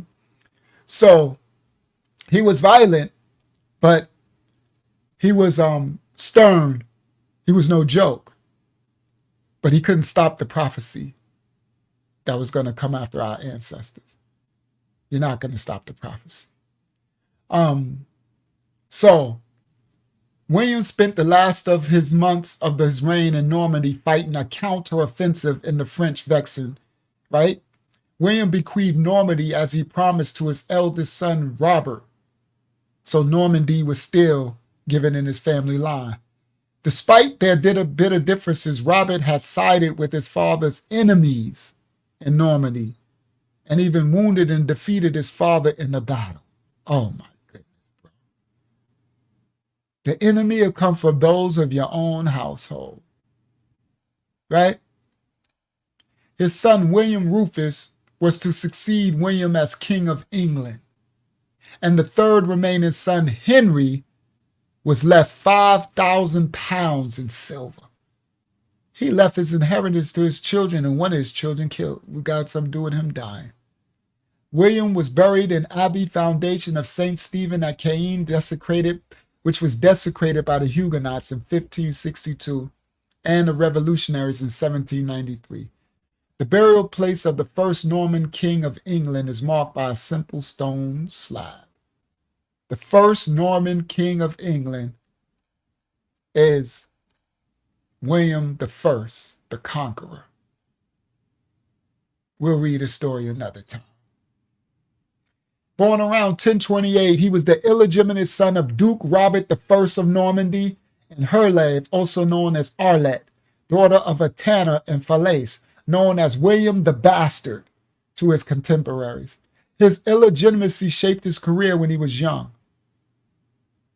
On his father's death in 1035, William was recognized by his family as the heir, an exception to the general rule that illegitimacy bars succession.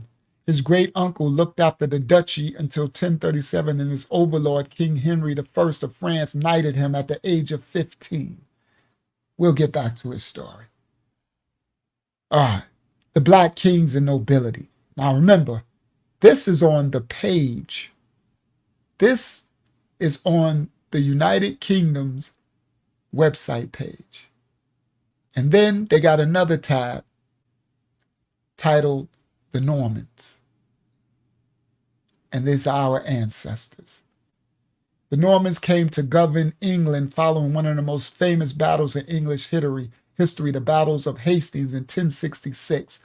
4 Norman kings presided over a period of great change and development for the country. We're going to read that another time. All right? About our ancestors.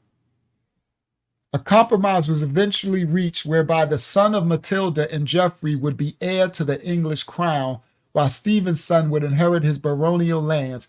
It meant that in 1154, King Henry II would ascend to the throne as the first undisputed king in over 100 years, evidence of the dynastic uncertainty of the Norman period.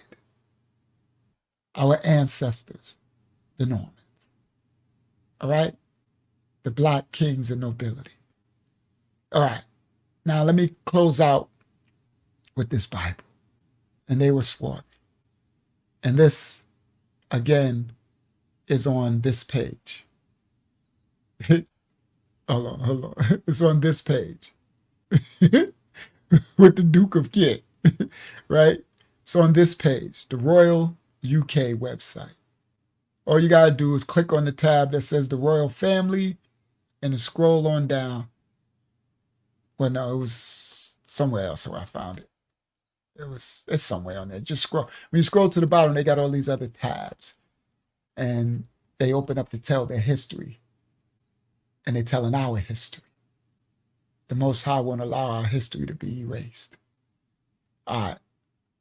Let me go back here, and then we're gonna close out with this. King James. It says, shout out to Thab Yahoo in the building. It says,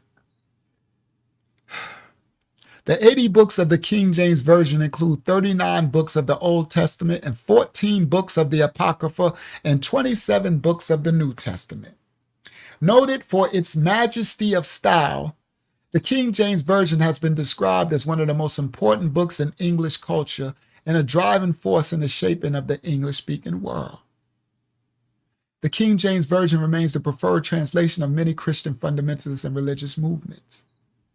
The KJV was the third translation into English approved by the English church authorities.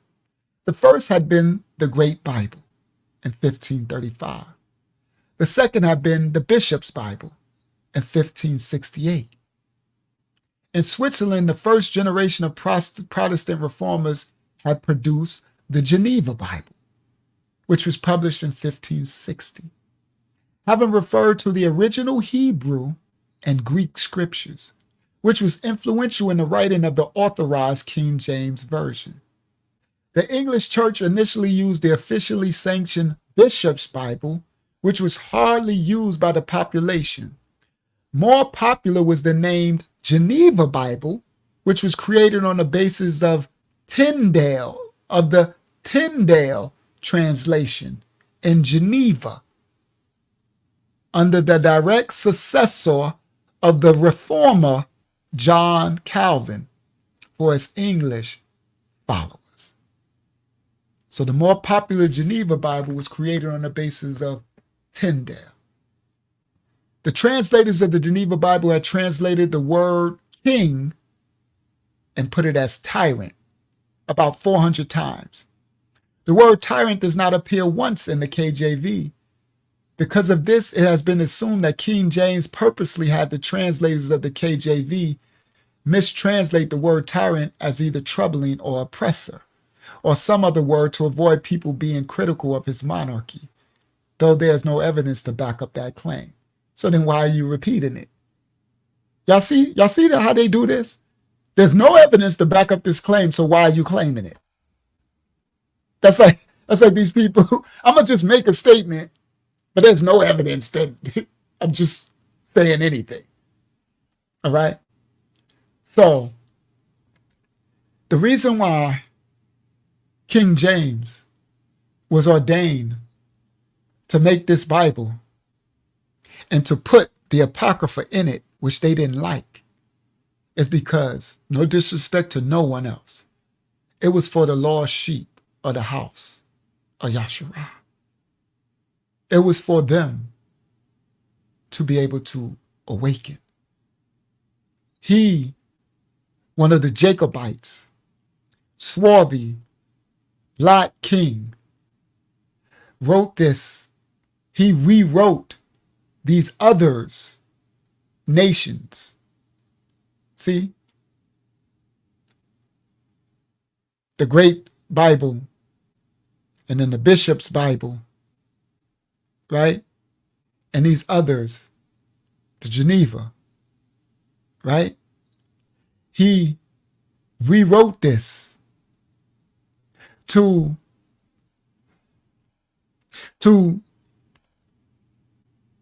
change what some had added in, like the Puritans.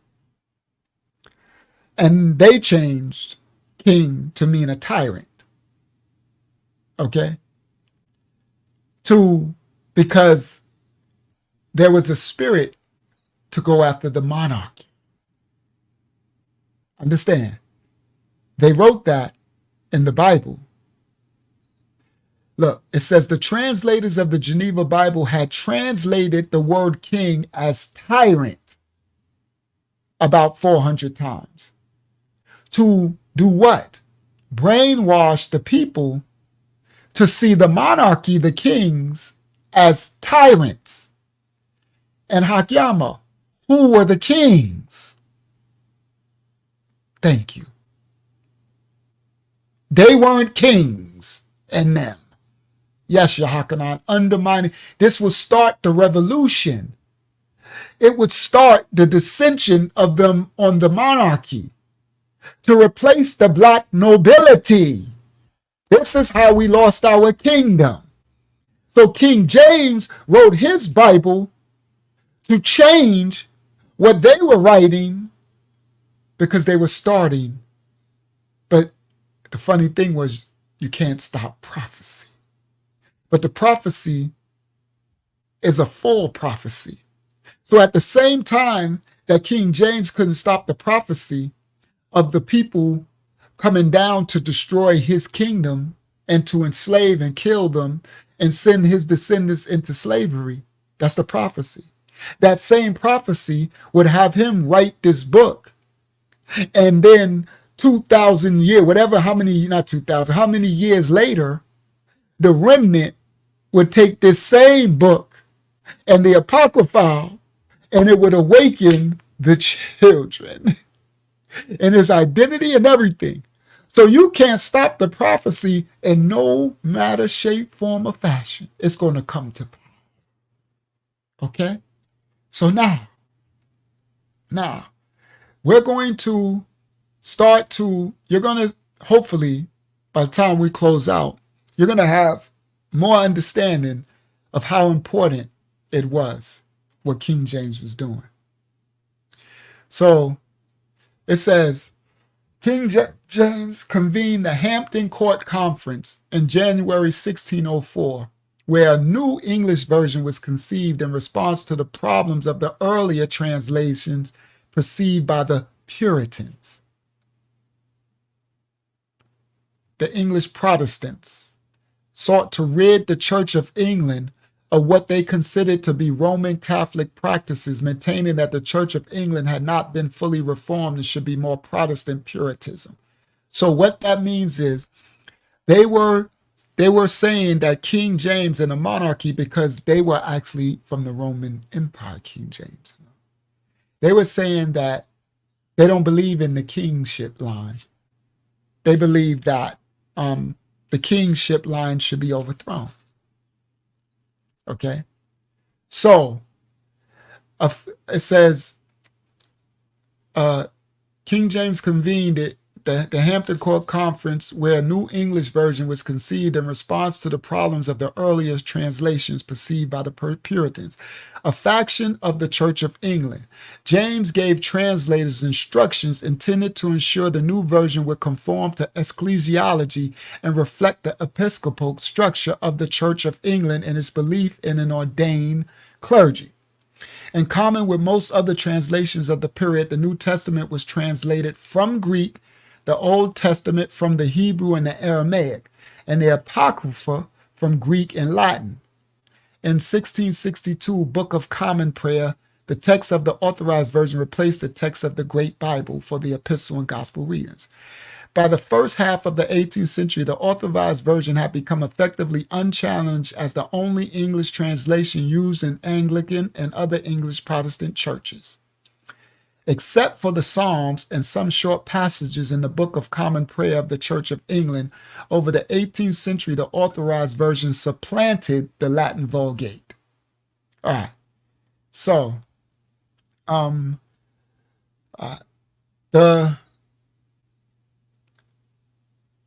on.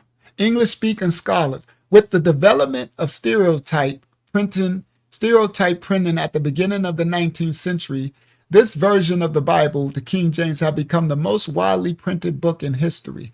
Almost all such printings presenting the standard text of 1769, and nearly always omitting the books of the Apocrypha, because King James' first Bible added in the Apocrypha.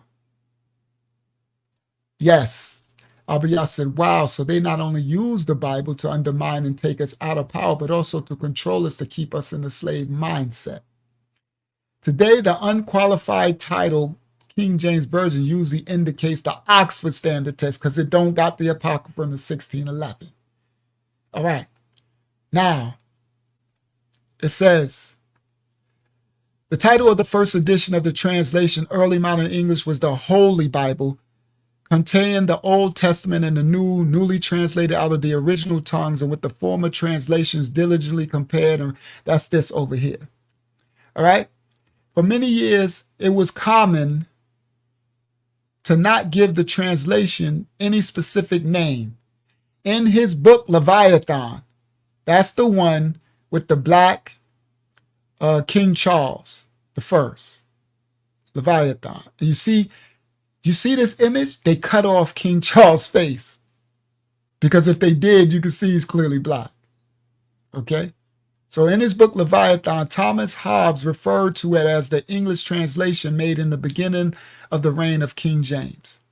Now, let's scroll down. The King James Bible, we're going to come back to all that. We're going to read some more of this later. The 1611, all right.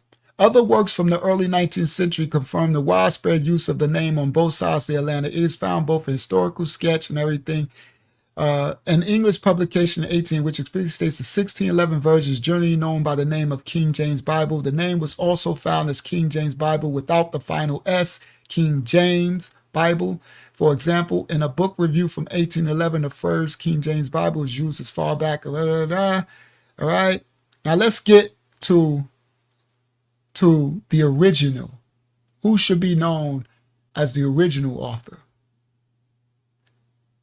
King James Version, evidently a descriptive phrase, is being used as early as 1814. The next year, King James Bible Notebook appears as the name of the Scottish source. Early translations. Here we go. I'm off, it's getting tired. Hakiyama, could you help me read this? Start from the followers of John Wycliffe. The followers of John Wycliffe undertook the first complete English translation of the Christian scriptures in the 14th century. These translations were banned in 1409 due to their association with the Lords. The Wycliffe Bible predated the printing press. Pause. The Lollardy, also known as Lollardism or the Lollard movement, was a proto-Protestant Christian religious movement that was active in England. In the English Reformation, it was initially led by John Wycliffe, a Catholic theologian who was dismissed from the... Okay, so these translations were banned. So the John Wycliffe, the followers of him, they made a first complete English translation of the Christian scriptures. Now remember, guys, the scriptures were originally written in Hebrew, not Aramaic. Sorry, not Greek, not the Septuagint, not Latin, not the Vulgate, Hebrew. They got taken from the Hebrew and translated into Aramaic, as well as the Syriac, as well as all the different things, but the Aramaic. So it was original Hebrew. So people start to take the Hebrew and translate it in the Aramaic into Greek. That's how you get the Septuagint. Then into Latin. That's how you get the Vulgate. So now these people back in our time, during the Dark Ages, when King James and them, when we brought civilization to Europe, listen clearly, now they're taking baths. I'm not disrespecting anybody. They're brushing their teeth. They're cleaning their homes. Do y'all not know they were living in trees? Matter of fact, let me do this. Let's bring receipts. Which tab? It might be this one. It might be this one. Crap, guys. Let me do this. Present. Stop screen. Present. Share screen. I don't know if I'm going to find it, but let's try. First of all, y'all see this? Look at this. Bavaria, Austria, Brabant, Flanders, Dutch Holland. Look at these crests. See? Now, of course, they got horns. A lot of them going to have wings on their head and all that type of stuff. Okay? So you see? Again, we ain't making up nothing. This is history. A lot of them have these feathers on their head. We're going to find out what that means another time. Right? Holland and more memorial of Gael in 1370. Look at all of these crests. Yeah, this reminds me of Halloween, right? That's what it looks like, right? Right? Memorial of Gael. Galia. Galry or whatever. Right? Okay. It says, thus the arms of the three. All right. So now, yeah, now I don't know if this is the one I'm looking for. This is talk about the Gubs, the Gaelic records as the Black Lochlaners. We did that. We didn't read this one. The Romani. Shout out to Romania. The Romani, who though forming part of the Latin nationality, seem to have preserved much of their individual blood, customs, and speech. The latter being starred by, all right, Danny or Eastman, but anyway, I got another one for that. This is the ancient Northumbria. That's not what I was looking for. I was looking for, what was I? I was thinking of something. That's King James and his wife. Let me just see. King James again. That's King Charles II. All right, these are images. Well, since I ain't what I was looking for, but let me just do them while we're here. Look, King Charles II, by grace of God, King of England, Scotland, France, Ireland, defender of the faith. Y'all see this? Okay? We ain't making up nothing. All right? So now it goes into that. I'm probably not going to be able to find what I wanted to find. Oh, I know what I was trying to find, but I don't know which tab it is.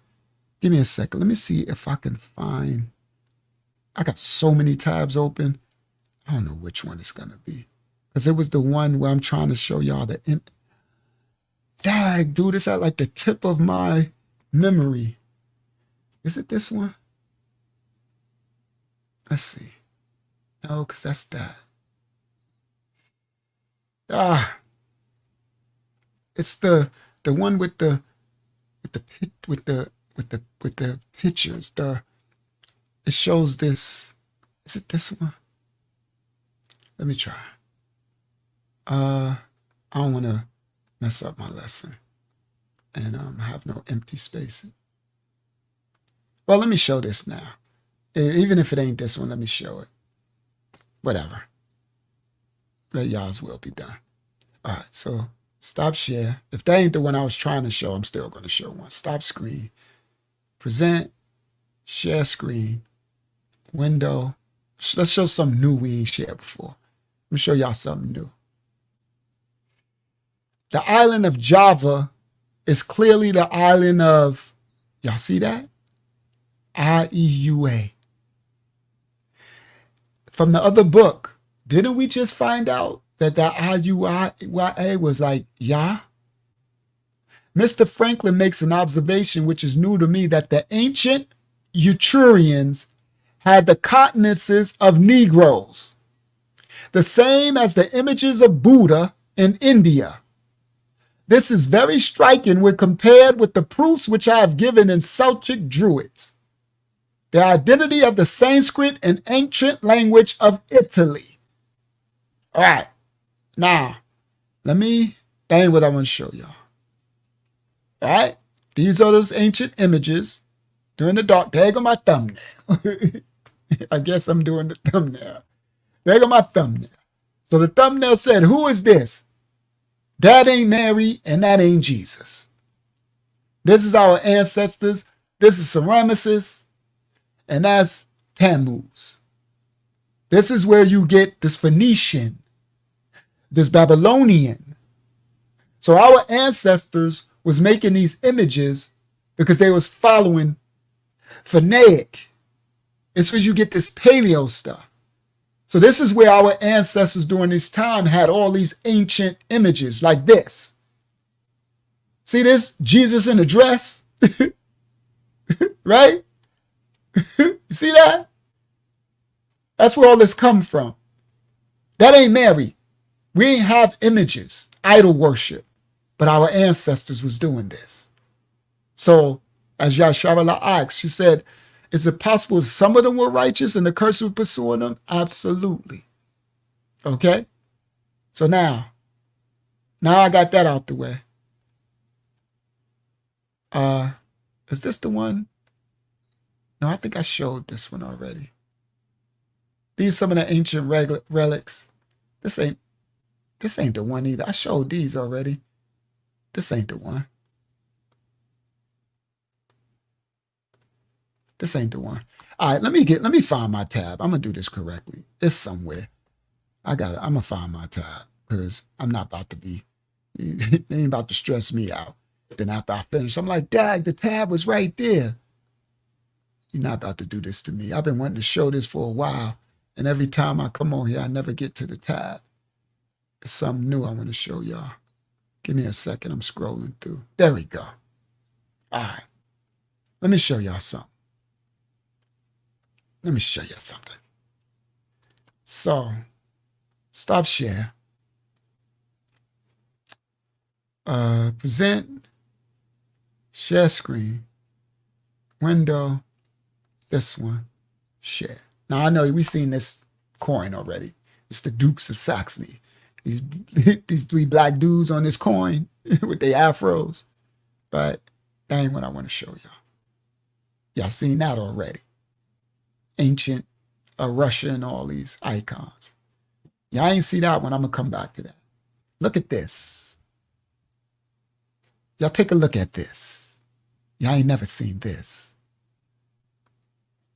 Hold on. Let me go back. Look at this black woman right here. Y'all see that black woman with that long braid? That ain't Janet Jackson hair weave. This ain't Janet Jackson hair weave. Y'all see this black woman? Right? But I want y'all to see this. Look at this one. It's a little blurry. I think it get clearer on the other one. That's the queen. This one here is not the queen. This one is the queen. See that black woman with that hair? All right, let me go to the next one. So this one is the queen. So it says, from the secret book of honor of the Fugger family of Kirchberg and Weisenborn, paintings by Georg Brew the Younger, Asgron 1545-1549, with the supplements of the 16th and 19th century. A Google translation yields the woman with the hat is not the queen. It wills her as the matriarch Ursula von Harrach, 1522 to 1554. That's Ursula von Harrach, the one with the long braid.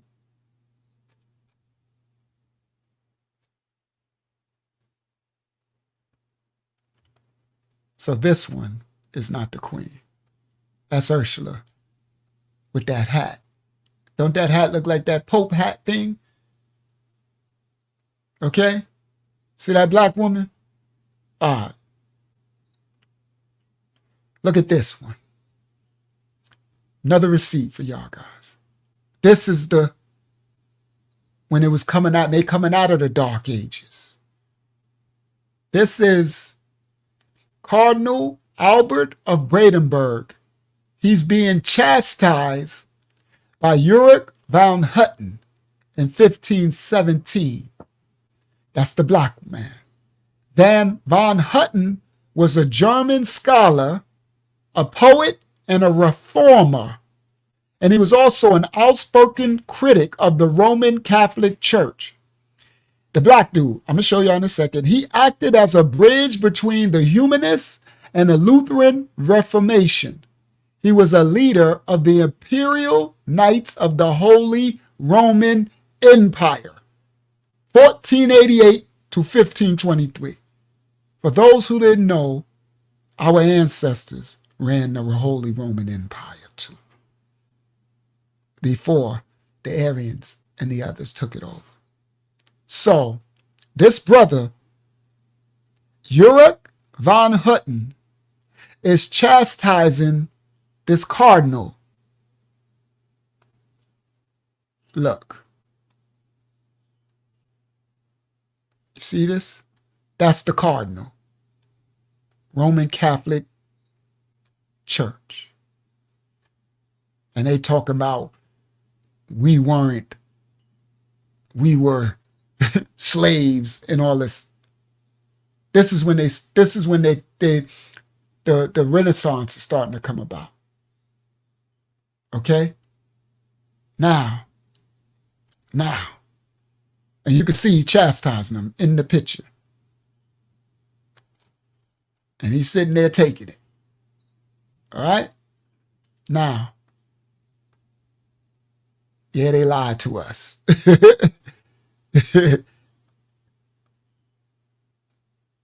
All right. Y'all ain't going to be able to see this too clearly, but another time in another lesson, I'm going to break this down for y'all. In this image, this is a actual painting, relief, fresco, of when the Saxons, the white English, according to the prophecy, started to pursue our ancestors, the Jacobites, the black nobility of Europe, and to kill them. You're not going to be able to see it because it's not clear, but I'm going to be able to show y'all a clear version. When I show y'all the clearer version, they're going to show that the whites who are coming, and they got branches, tree branches that they're fighting with. And our ancestors got spears with metal tips. In this painting, it shows our ancestors looking out windows of a kingdom, a palace. And these people are coming out of tree houses. So this, what you see, is a tree, and that's a house. They lived in the trees, in tree houses. This is them coming out of the Dark Ages, when they was taking over the nobility. I know you can't really see it. Maybe on the next one. Oh man, so this ain't the one. I'll do it another time. It's on another. This ain't the one. I got another where it's a breakdown of this, where it shows them coming after the blacks with the spears and stuff. So they had their houses in the trees, and they weren't bathing and all of that stuff. And they were living like animals.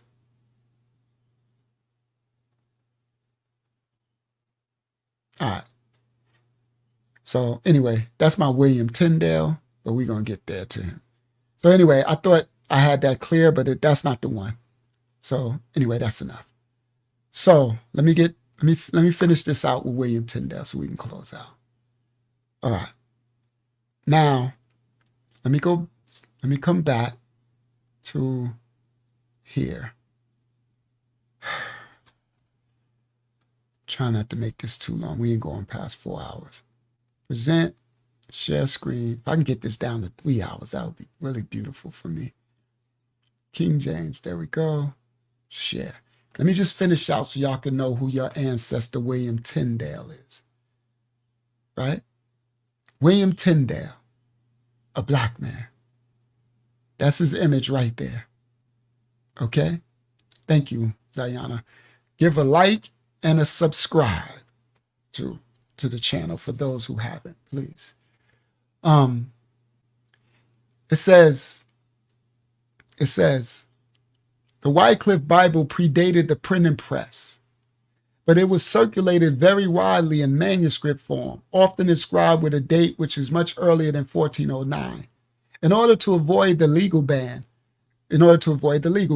because the text of the various versions of the Wycliffe Bible was translated from the Latin Vulgate, and because it also contained no heterodox readings, the ecclesiastical authorities had no practical way to distinguish the banned version. Consequently, many Catholic commentators of the 15th, 16th centuries, such as Thomas More, took these manuscripts of the English Bibles and claimed that they represent an anonymous earlier Orthodox translation. Here we go.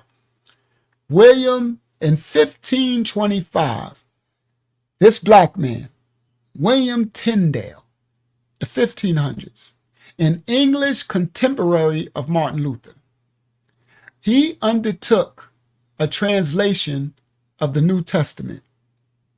Tyndale's translation was the first printed Bible in English. Why don't they teach us in school, in history? Anybody tell me, why don't they teach us that William Tyndale was the first printed Bible in English was a black man? They're teaching us that King James was white, first of all. Now, over the next 10 years, William Tyndale revised his New Testament in the light of rapidly advancing biblical scholarship, and he embarked on a translation of the Old Testament. Despite some controversial translation choices, and in spite of William Tyndale's execution. Yeah, they killed William Tyndale. I think they chopped his head off too. On charges of heresy for having made the translated Bible. So they killed and chopped, I think they chopped William Tyndale's head off and said he was heretic because he translated the Bible. It says the merits of Tyndale's work in prose style made his translation an ultimate basis for all subsequent renditions into early modern English. All right. Now, it says, with these translations lightly edited and adapted by Miles Coverdale in 1539, William Tyndale's New Testament and his incomplete work on the Old Testament became the basis for the Great Bible from William Tyndale. This was the first authorized versions issued by the Church of England during the reign of King Henry VIII. When Mary I succeeded to the throne in 1533, she returned the Church of England to the communion of the Catholic faith, and many English religious reformers fled the country, some establishing an English-speaking colony at Geneva. That's where you get that Geneva Bible, under the leadership of John Calvin. Geneva became the chief international center of Reformed Protestantism and Latin biblical scholarship. So King James came along later to write another Bible, and he used William Tyndale, just so y'all know. These English expatriates undertook a translation that became known as Geneva Bible. The translation dated of 1560 was a revision of William Tyndale's Bible and the Great Bible on the basis of the original language. Soon after Elizabeth I took the throne, the flaws of the Great Bible and the Geneva Bible, right, became apparent, and the Church of England responded with the Bishop's Bible, a revision of the Great Bible in the light of Geneva version. So all these came from William Tyndale's. All right. In May 1601, King James, our ancestors, attended the General Assembly of the Church of Scotland at which proposals were put forth for a new translation of the Bible into English. 2 years later, he ascended to the throne. The newly crowned King James convened the Hampton Court. I read that. All right. He said the gathering and proposed a new English version in response to the perceived problems of the earlier translation detected by the Puritan faction of the Church of England. Here are 3 examples of problems the Puritans perceived with the bishops of the great Bibles. First, Galatians 25 from the Bishop's Bible. The Greek word secessia is not well translated, and now it is bordereth, neither expressing the force of the word nor the apostles' sense. All right, so they talk about they were not obedient, the original being. They were not disobedient. Thirdly, whatever. Instructions were given to the translation intended the formal equivalents of the bishop, whatever. Further, the king gave the translators instructions designed to guarantee that the new version would conform to the ecclesiology of the Church of England. All right, now, let me go to, I'll come back another time and break down what King James, why he did it. But let me get to William Tyndale. Because they hide our ancestors' history. Share this time. The Tyndale Bible generally refers to the body of biblical translations by William Tyndale into early modern English. Listen clearly. Tyndale's Bible is credited with being the first Bible translation in the English language to work directly from Hebrew and Greek texts. Tyndale's. Although it relied heavily upon the Latin Vulgate and Luther's German New Testament, furthermore, it was the first English biblical translation that was mass-produced as a result of new advances in the art of printing. The term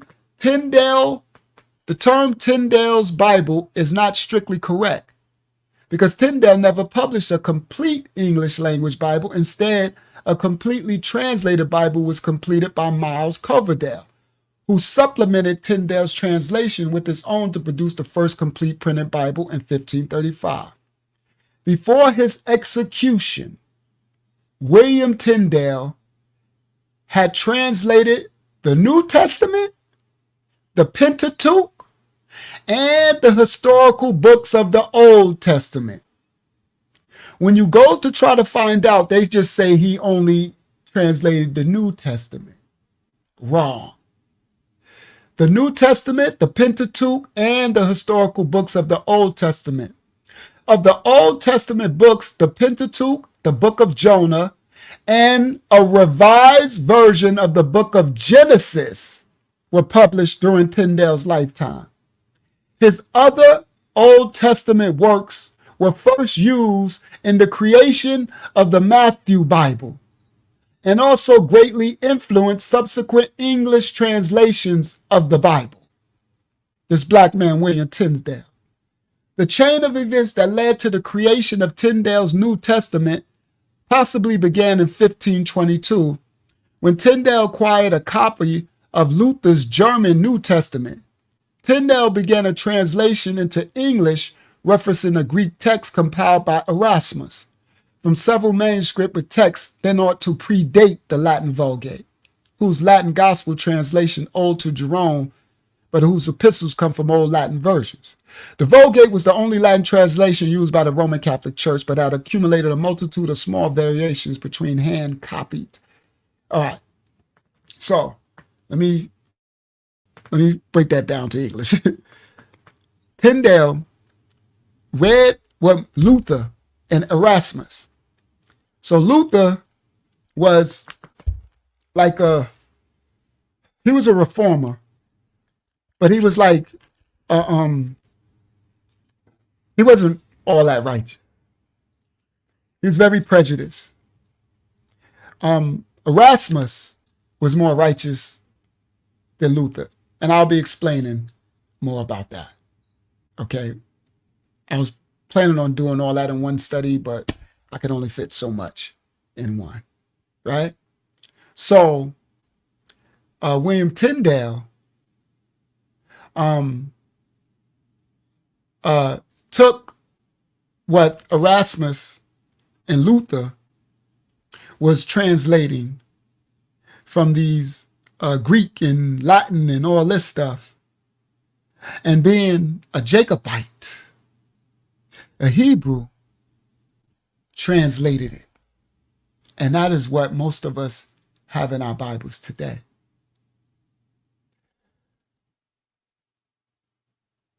Now, I want to get to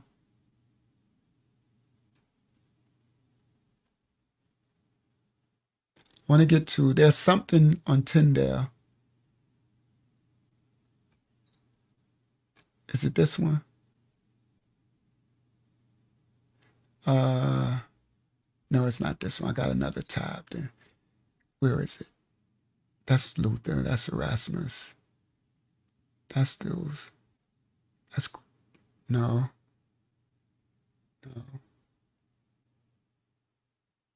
Not that one. Is it this one? Watch I be upset if I find it after we close out. Is it this one? Yeah, it's this one. There we go. Thank you. Share this tab instead. That's our ancestor, William Tyndale. Look what this says. It says, Wycliffe was the first, but not the last Protestant associated with translation who would be martyred for his efforts. Since David Daniels' definitive 1994 biography of Bible translator William Tyndale, the English reformer with Lutheran sympathies has been getting increased attention for his major contribution to the King James Bible. Although he has often been overlooked, our ancestor William Tyndale, right there on the screen, although he has often been overlooked by those who lavish extravagant praise on the King James Bible, especially for its literary merits, Campbell, this white writer in 19-something, he wrote, Campbell says Tyndale should be rightly known as the father of the English Bible. William Tyndale. And while he only completed translations of the New Testament, the Pentateuch, and the book of Jonah, Tyndale was a looming presence in the 1611 version.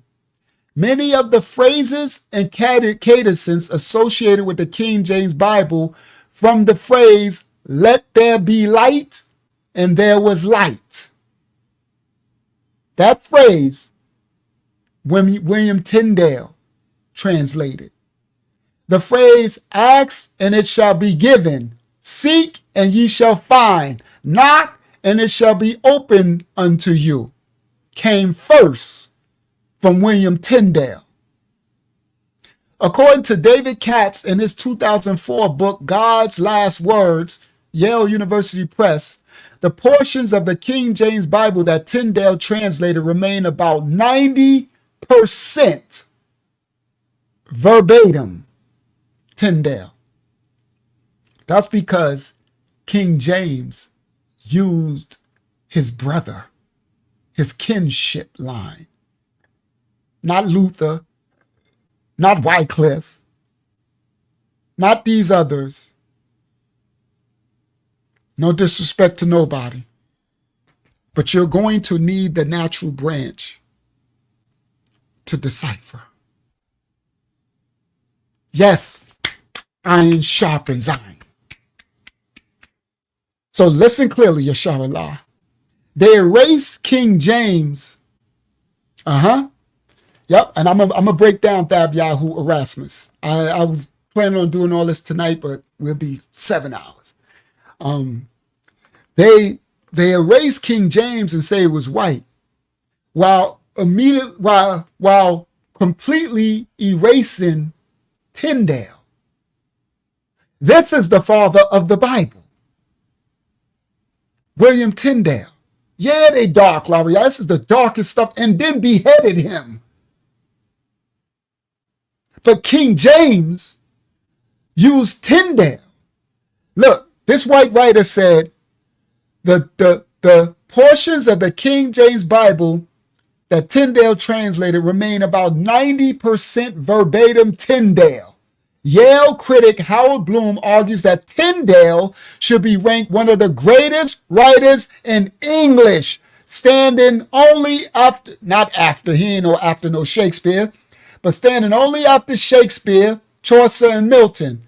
And as a New Testament scholar, George Gergley Uhas writes in his essay in the collection, The King James Bible After 400 Years, Literary, Linguistic, Cultural Influence, Cambridge University Press, edited by, to put it somewhat bluntly, by modern standards of authorship, the KJB would be regarded as straight plagiarism, but it's not.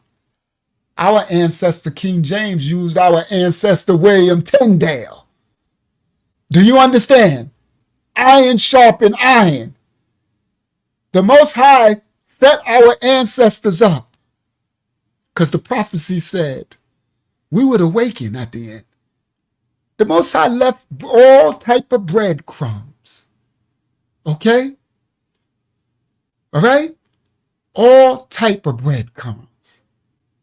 So that the children at the end would be able to take those breadcrumbs and march themselves right on back to the foundation. All right? Now look. Published in 2003, Nicholson's highly readable but sometimes excessively florid account of the complex world of Jacobean England. Jacobite goes deeper into the intrigues and controversies swirling through England in the post-Elizabethan age. Jacobean, Jacobs, William Tyndale, the Jacobite. All right? So, this is all about the Bible. But these writers are letting you know our ancestor William Tyndale should be known. And they're writing them out of history. But praise Yah, we ain't allowing that to be done. This right here, let me stop share, present, share screen, window, share. That's William Tyndale, our ancestor. Everybody in Mashiach Assembly Ministries House of Yah, everybody at home, can we say a thank you to our ancestor William Tyndale for his work that got his head chopped off? His head chopped off. Oh, thank you. Larry say he was tied to a stake and strangled with a rope and torches outside a castle. Thank you. I knew it was bad what they did to him. Thank you, Larry. He was tied to a stake for him translating our scriptures for us. And King James went and translated that Bible and put that Apocrypha in there. And they hated King James for putting that Apocrypha in there. Because in that Wycliffe, in that Geneva, in that Luther and all that, the Apocrypha wasn't in there. That was our ancestors.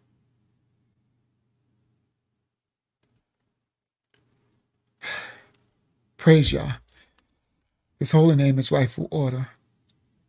Giving respect and reverence where it's due. Now, of course, nobody's perfect, and I'm quite sure our ancestors weren't perfect. But praise Yah for the work that they done. Our brother William Tyndale and our brother King James Jacob, the sixth and the first. They put in that work. And these writers now are starting to state it.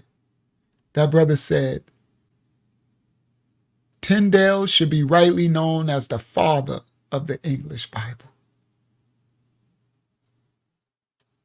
But nobody tells you who that is. The whitewashing of the history of the people of the book, the children of Yasharal. This is one of the first, and then we're going to close out. Right here, present, share screen. This is one of the first production and images of King James Bible. And it reads, "To the Most High and Mighty." Prince James, by the grace of God, King of Great Britain, France, and Ireland, the defender of the translators of the Bible, and it's too blurry to read that. Defender of the faith. Thank you. Defender of the faith, King of Great Britain, France, and Ireland. So our ancestors took on the task before, listen clearly, before they got rounded up and sold into slavery, killed. King James got killed. Tyndale got killed. King Charles got killed. Before they died and got killed, they left us breadcrumbs. Y'all hear me? They left us fruit. Praise Yah. The work we're doing now, we're trying to do the same thing, right? We're trying to feed the children, even the Gentiles. What the Bible said? The Gentiles said, our people have inherited lies. Okay? So these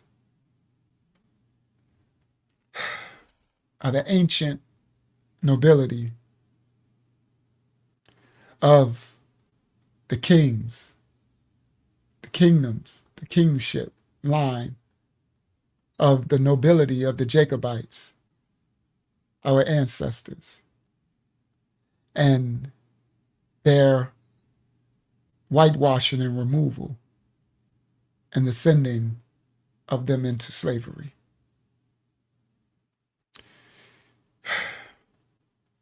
I'm just going to show one last thing. 4 hours, that's not bad. Getting a little better. I was going to show that Iberia, but we ain't get there yet. Oh yeah, I got stuff. When we get to Iberia and India and the Phalashas and the Phoenicians and all that, I was going to show that, but we ain't get there tonight. So let me see. Let me see something. That'll open up that.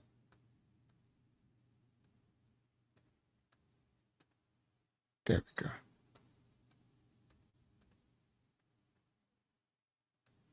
All right. Anyway. Yeah, that still ain't my tab. I can't find it now, plus I'm tired. So, whatever. Shout out to King James. Shout out to William Tyndale, our ancestors, for holding us down. All right, we're going to close out. I want to do something else, but I'm tired. Hopefully this was fruitful. I got a lot more. I didn't touch on almost nothing. But I knew this. So I'm thankful because I don't really have to prepare too much now, because each time I'm getting another 10% of what I got to bring out. So that helps me not have to prepare, because I'm going to break down how I'm going to walk this down in this series, how they killed them and what they did. I'm going to also break down how our ancestors went into Europe and what was there. Then how they did the civilizing but how everyone wasn't civilized of the blacks who came. Just like any other hood, anywhere you go, there's going to be some civilized, but there's going to be some niggas. You heard? You're going to be a way to get away from the niggas. Niggas are there too. Okay? So, everybody, and they all weren't Hebrew. They all weren't Shemitic. Some were Japhetic and Hamitic, like the Moors. It wasn't just the Moors and the Hebrew. You're going to find out. And then India, all of these Asiatic lands, with all the receipts in the books. We got a lot of books. We got a lot of explaining to do. All praise to the Most High Yah. For those who see me on the screen and see these things on my hair, y'all like, what is Unc going on with his hair? That's because this is new growth. And my lock, it just keep growing out. So it will be a big Afro puff. So what I did is I just take a rubber band and put it, and then I put water and alcohol and then like twist it to make it try to, until I wash my hair and my locks. It'll mix into my lock. So I know some people like, what is this thing that Unc got? Look, I got one here, one there, because my new growth grows out on the thing, right? These are curly puffs. All right, it's curly. All right, so anyway, I'll be trying to make it disappear. All right, so praise y'all. Anyway, I'm gonna wash my hair tomorrow, and I need to wash off, scrub everything, wash this cold off. I tried to sweat it out earlier, and Elder Taj Balayah sent me a text. It's so funny. So he sent me a text, and we're gonna close out right now. Elder Taj sent me a text, and he said, okay, teacher. Now, you know, when we were kids, they used to put vapor rub in our tea, and then they would throw us on some hot pajamas for us to sweat out anything. He said, I still do that now, LOL. And me, just like you, I haven't been sick because I don't get sick. He said, anyway, see you soon. We love you very much, and you have our prayers. And I said, laughing my butt off, Taj, because what he didn't know, earlier I was in the bathroom. I'm sick, blowing my nose, right? And everything. Okay, y'all know how when you get a cold, it gets worse the next day? So the first day it happened was when I was on the study. That's when it first came on. So y'all know the next day is about to be all hell about to break loose, right? So the next day, I was all hell. Yesterday on the Shabbat, all hell. Well, I was so miserable. Y'all know when your head is hurting, you dizzy, you cold, hot sweats, your nose keep running. Just I'm fasting, so I don't have all that. No yellow. I'm not clogged, but it's keep. So I stood in the bathroom mirror and I was like, I wish I had some Vicks. I swear, I was like, because that's all we know coming from the hood. I'm like, man, I wish if I had Vicks, I would be, they used to put Vicks all in my nose, all in my chest. You know how you look greasy? Yo, they used to have us looking greasy. We used to walk around like this, Vicks everywhere. We used to be a walking Vicks vapor rub, fats, and then they put hot stuff all on you and go, listen, they put the thickest pajamas, 2-3 layers, put Vicks all over you, and then put you in the bed and put those covers over you. You're going to sweat this. You will wake up, I'm talking about 15 pounds of water in your bed. You think I'm lying? You will sweat every bit of your cold out when you do that. And that's what the funny thing, Taj, when I read your thing, I just laughed. And look, I said, laughing my butt off. Earlier, I was like, man, I wish I had some Vicks. And he put LOL, that part, that one. Now, it's because we elders, this is what we grew up in. Yeah, they use Vicks to heal everything. Vicks was everything. And they used to have us head to toe with Vicks. You be a war. Don't get too sick. They be like, yeah, Vicks, so rub you down. Right? Right? But yeah, I know, right? That would be a great business to sell some because Vicks ain't never going out. I swear, I was going to tell my roommate too. I was going to say, while you out there working, would you mind stopping and grabbing me some Vicks, please? Because I really needed some. That stuff helps, guys. Vicks is no joke. I don't know what in the world I don't know who Vic is. I wouldn't be surprised if he was black because Vic is no joke. I don't know who he is, right? So praise y'all. All right. So and Zion, it's a second. You can bowl it, put a towel over your head with the boiled water of it over you. Um, all right. There's a plant called Vicks plant. It smells. Oh wow, I didn't know that. That's where they got it from. There's a plant called Vicks plant. It smells actually just like Vicks vapor rub. Oh, we need that all day, every day. We need to find where we can get some of this Vicks plant from. I don't never get sick because I ain't been sick in about 4 years, but just in case it could, I need some of that on the side, right? Because I don't like the sickness. All right, yeah, Vicks and Robitussin. That's what's the name to that funny comedy on Robitussin? Give him some Robitussin, like Robitussin, boy. All right, Shalom, Yasharal and her companion. Shalom, children of the Most High. Hopefully y'all help. This was fruitful for y'all. We'll continue. So what I might do, I probably doing the Shabbayat. I might start the Shabbayat with like a study and then do the second half, continue the series. And then on the next Sunday, I might start it off with the questions, right? Do some of the questions and then end off with the series. Otherwise, we'd be in this series. Trust me, we'll be in this series for the next 3 months. Yeah, that was Chris Rock with that Robitussin. That was the funniest thing in the world. Some tussin. he like it's some tussin. Facts, tussin. Take care of everything. All right. So praise y'all. So may the Most High cover. This is not a lesson of this is just unveiling the truth so that we can know who we were in all these ancient times and land. And we were written and documented all throughout these ancient books.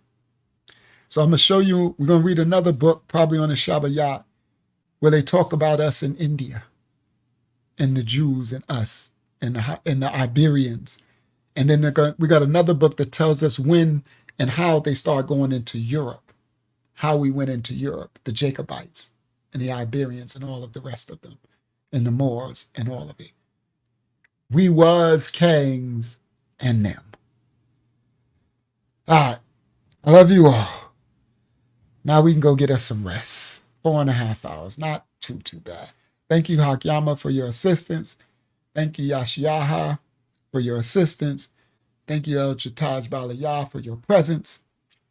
And I love that when y'all should show us on the screen like that. That looked pretty dope. I'll be like, we on TV, mama. We on TV. All right, guys. I'm a little tired. That's why I'm acting foolio and silly, y'all. This has been another one of, y'all ain't know it, but this is an episode of Divine Discussions. Divine Discussions. Time to divinely discuss some lifetime events and give some spiritual answers to the Most High children's questions from all over the world. Welcome to Divine Discussions. Facts. Divine Discussions, episode 50, I think, or 49 or something. All right, I love you all. I see y'all on the Tuesday Bible study for Mashiach Assembly. Everybody else, I see y'all on the Wednesday investment group class. Everybody else, I see y'all on the Thursday 25, the Life TV. And everybody else, I see y'all on the Shabbayat Friday study. Go forth, be the light that you are in the darkness. Again, we're learning who we were so that we can know who we are to be. Right? You have to know your history so you don't repeat the mistakes of your history. We don't repeat the mistakes of our ancestors. We're learning who we were, not so we could be puffed up, but so that we can know who we were, so we can know who we are to become. And we need to become lowered. We are a kingdom of priests. Your kingship is your rayah, who you are. Don't matter what nobody knows. I ain't got the money and power I had when I was serving Hasatan in Babylon. I ain't a multimillionaire no more. But guess what? My riches are in rayah. There's no amount of money that can equate my rayah, who I am in spirit. Am I a king? Absolutely. but I am a king that comes to serve and not be served. Understand that. That part. I love you all. From Mashiach Assembly Ministries, House of Yah, to all of y'all, we say Shalom and thank you. We love you all. He adds secures and hooks us tight. A gift from Yah, eternal life. He sent his son a sacrifice to show how much he loves us. You are loved, you are loved. You are loved, you are loved. You are loved, oh, you are loved. You are loved by Yahuwah. Praise Yah. Praise Yah. Praise Yah. Hallelujah.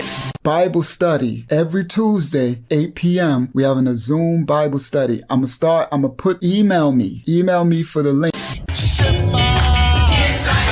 I'm a lion of the tribe of Judah.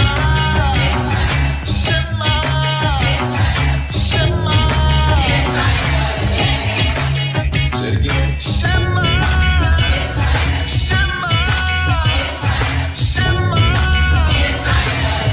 You are the precious, chosen people of the Most High.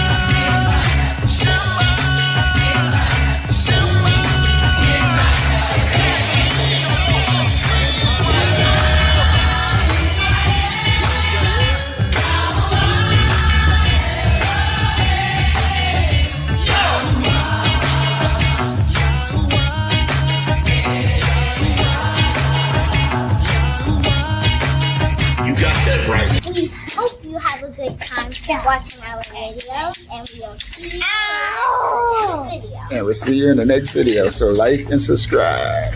Our channel. Yeah. We are the true Hebrews, the true and real Israelites. We are the true ones that fulfill Bible prophecy and scripture.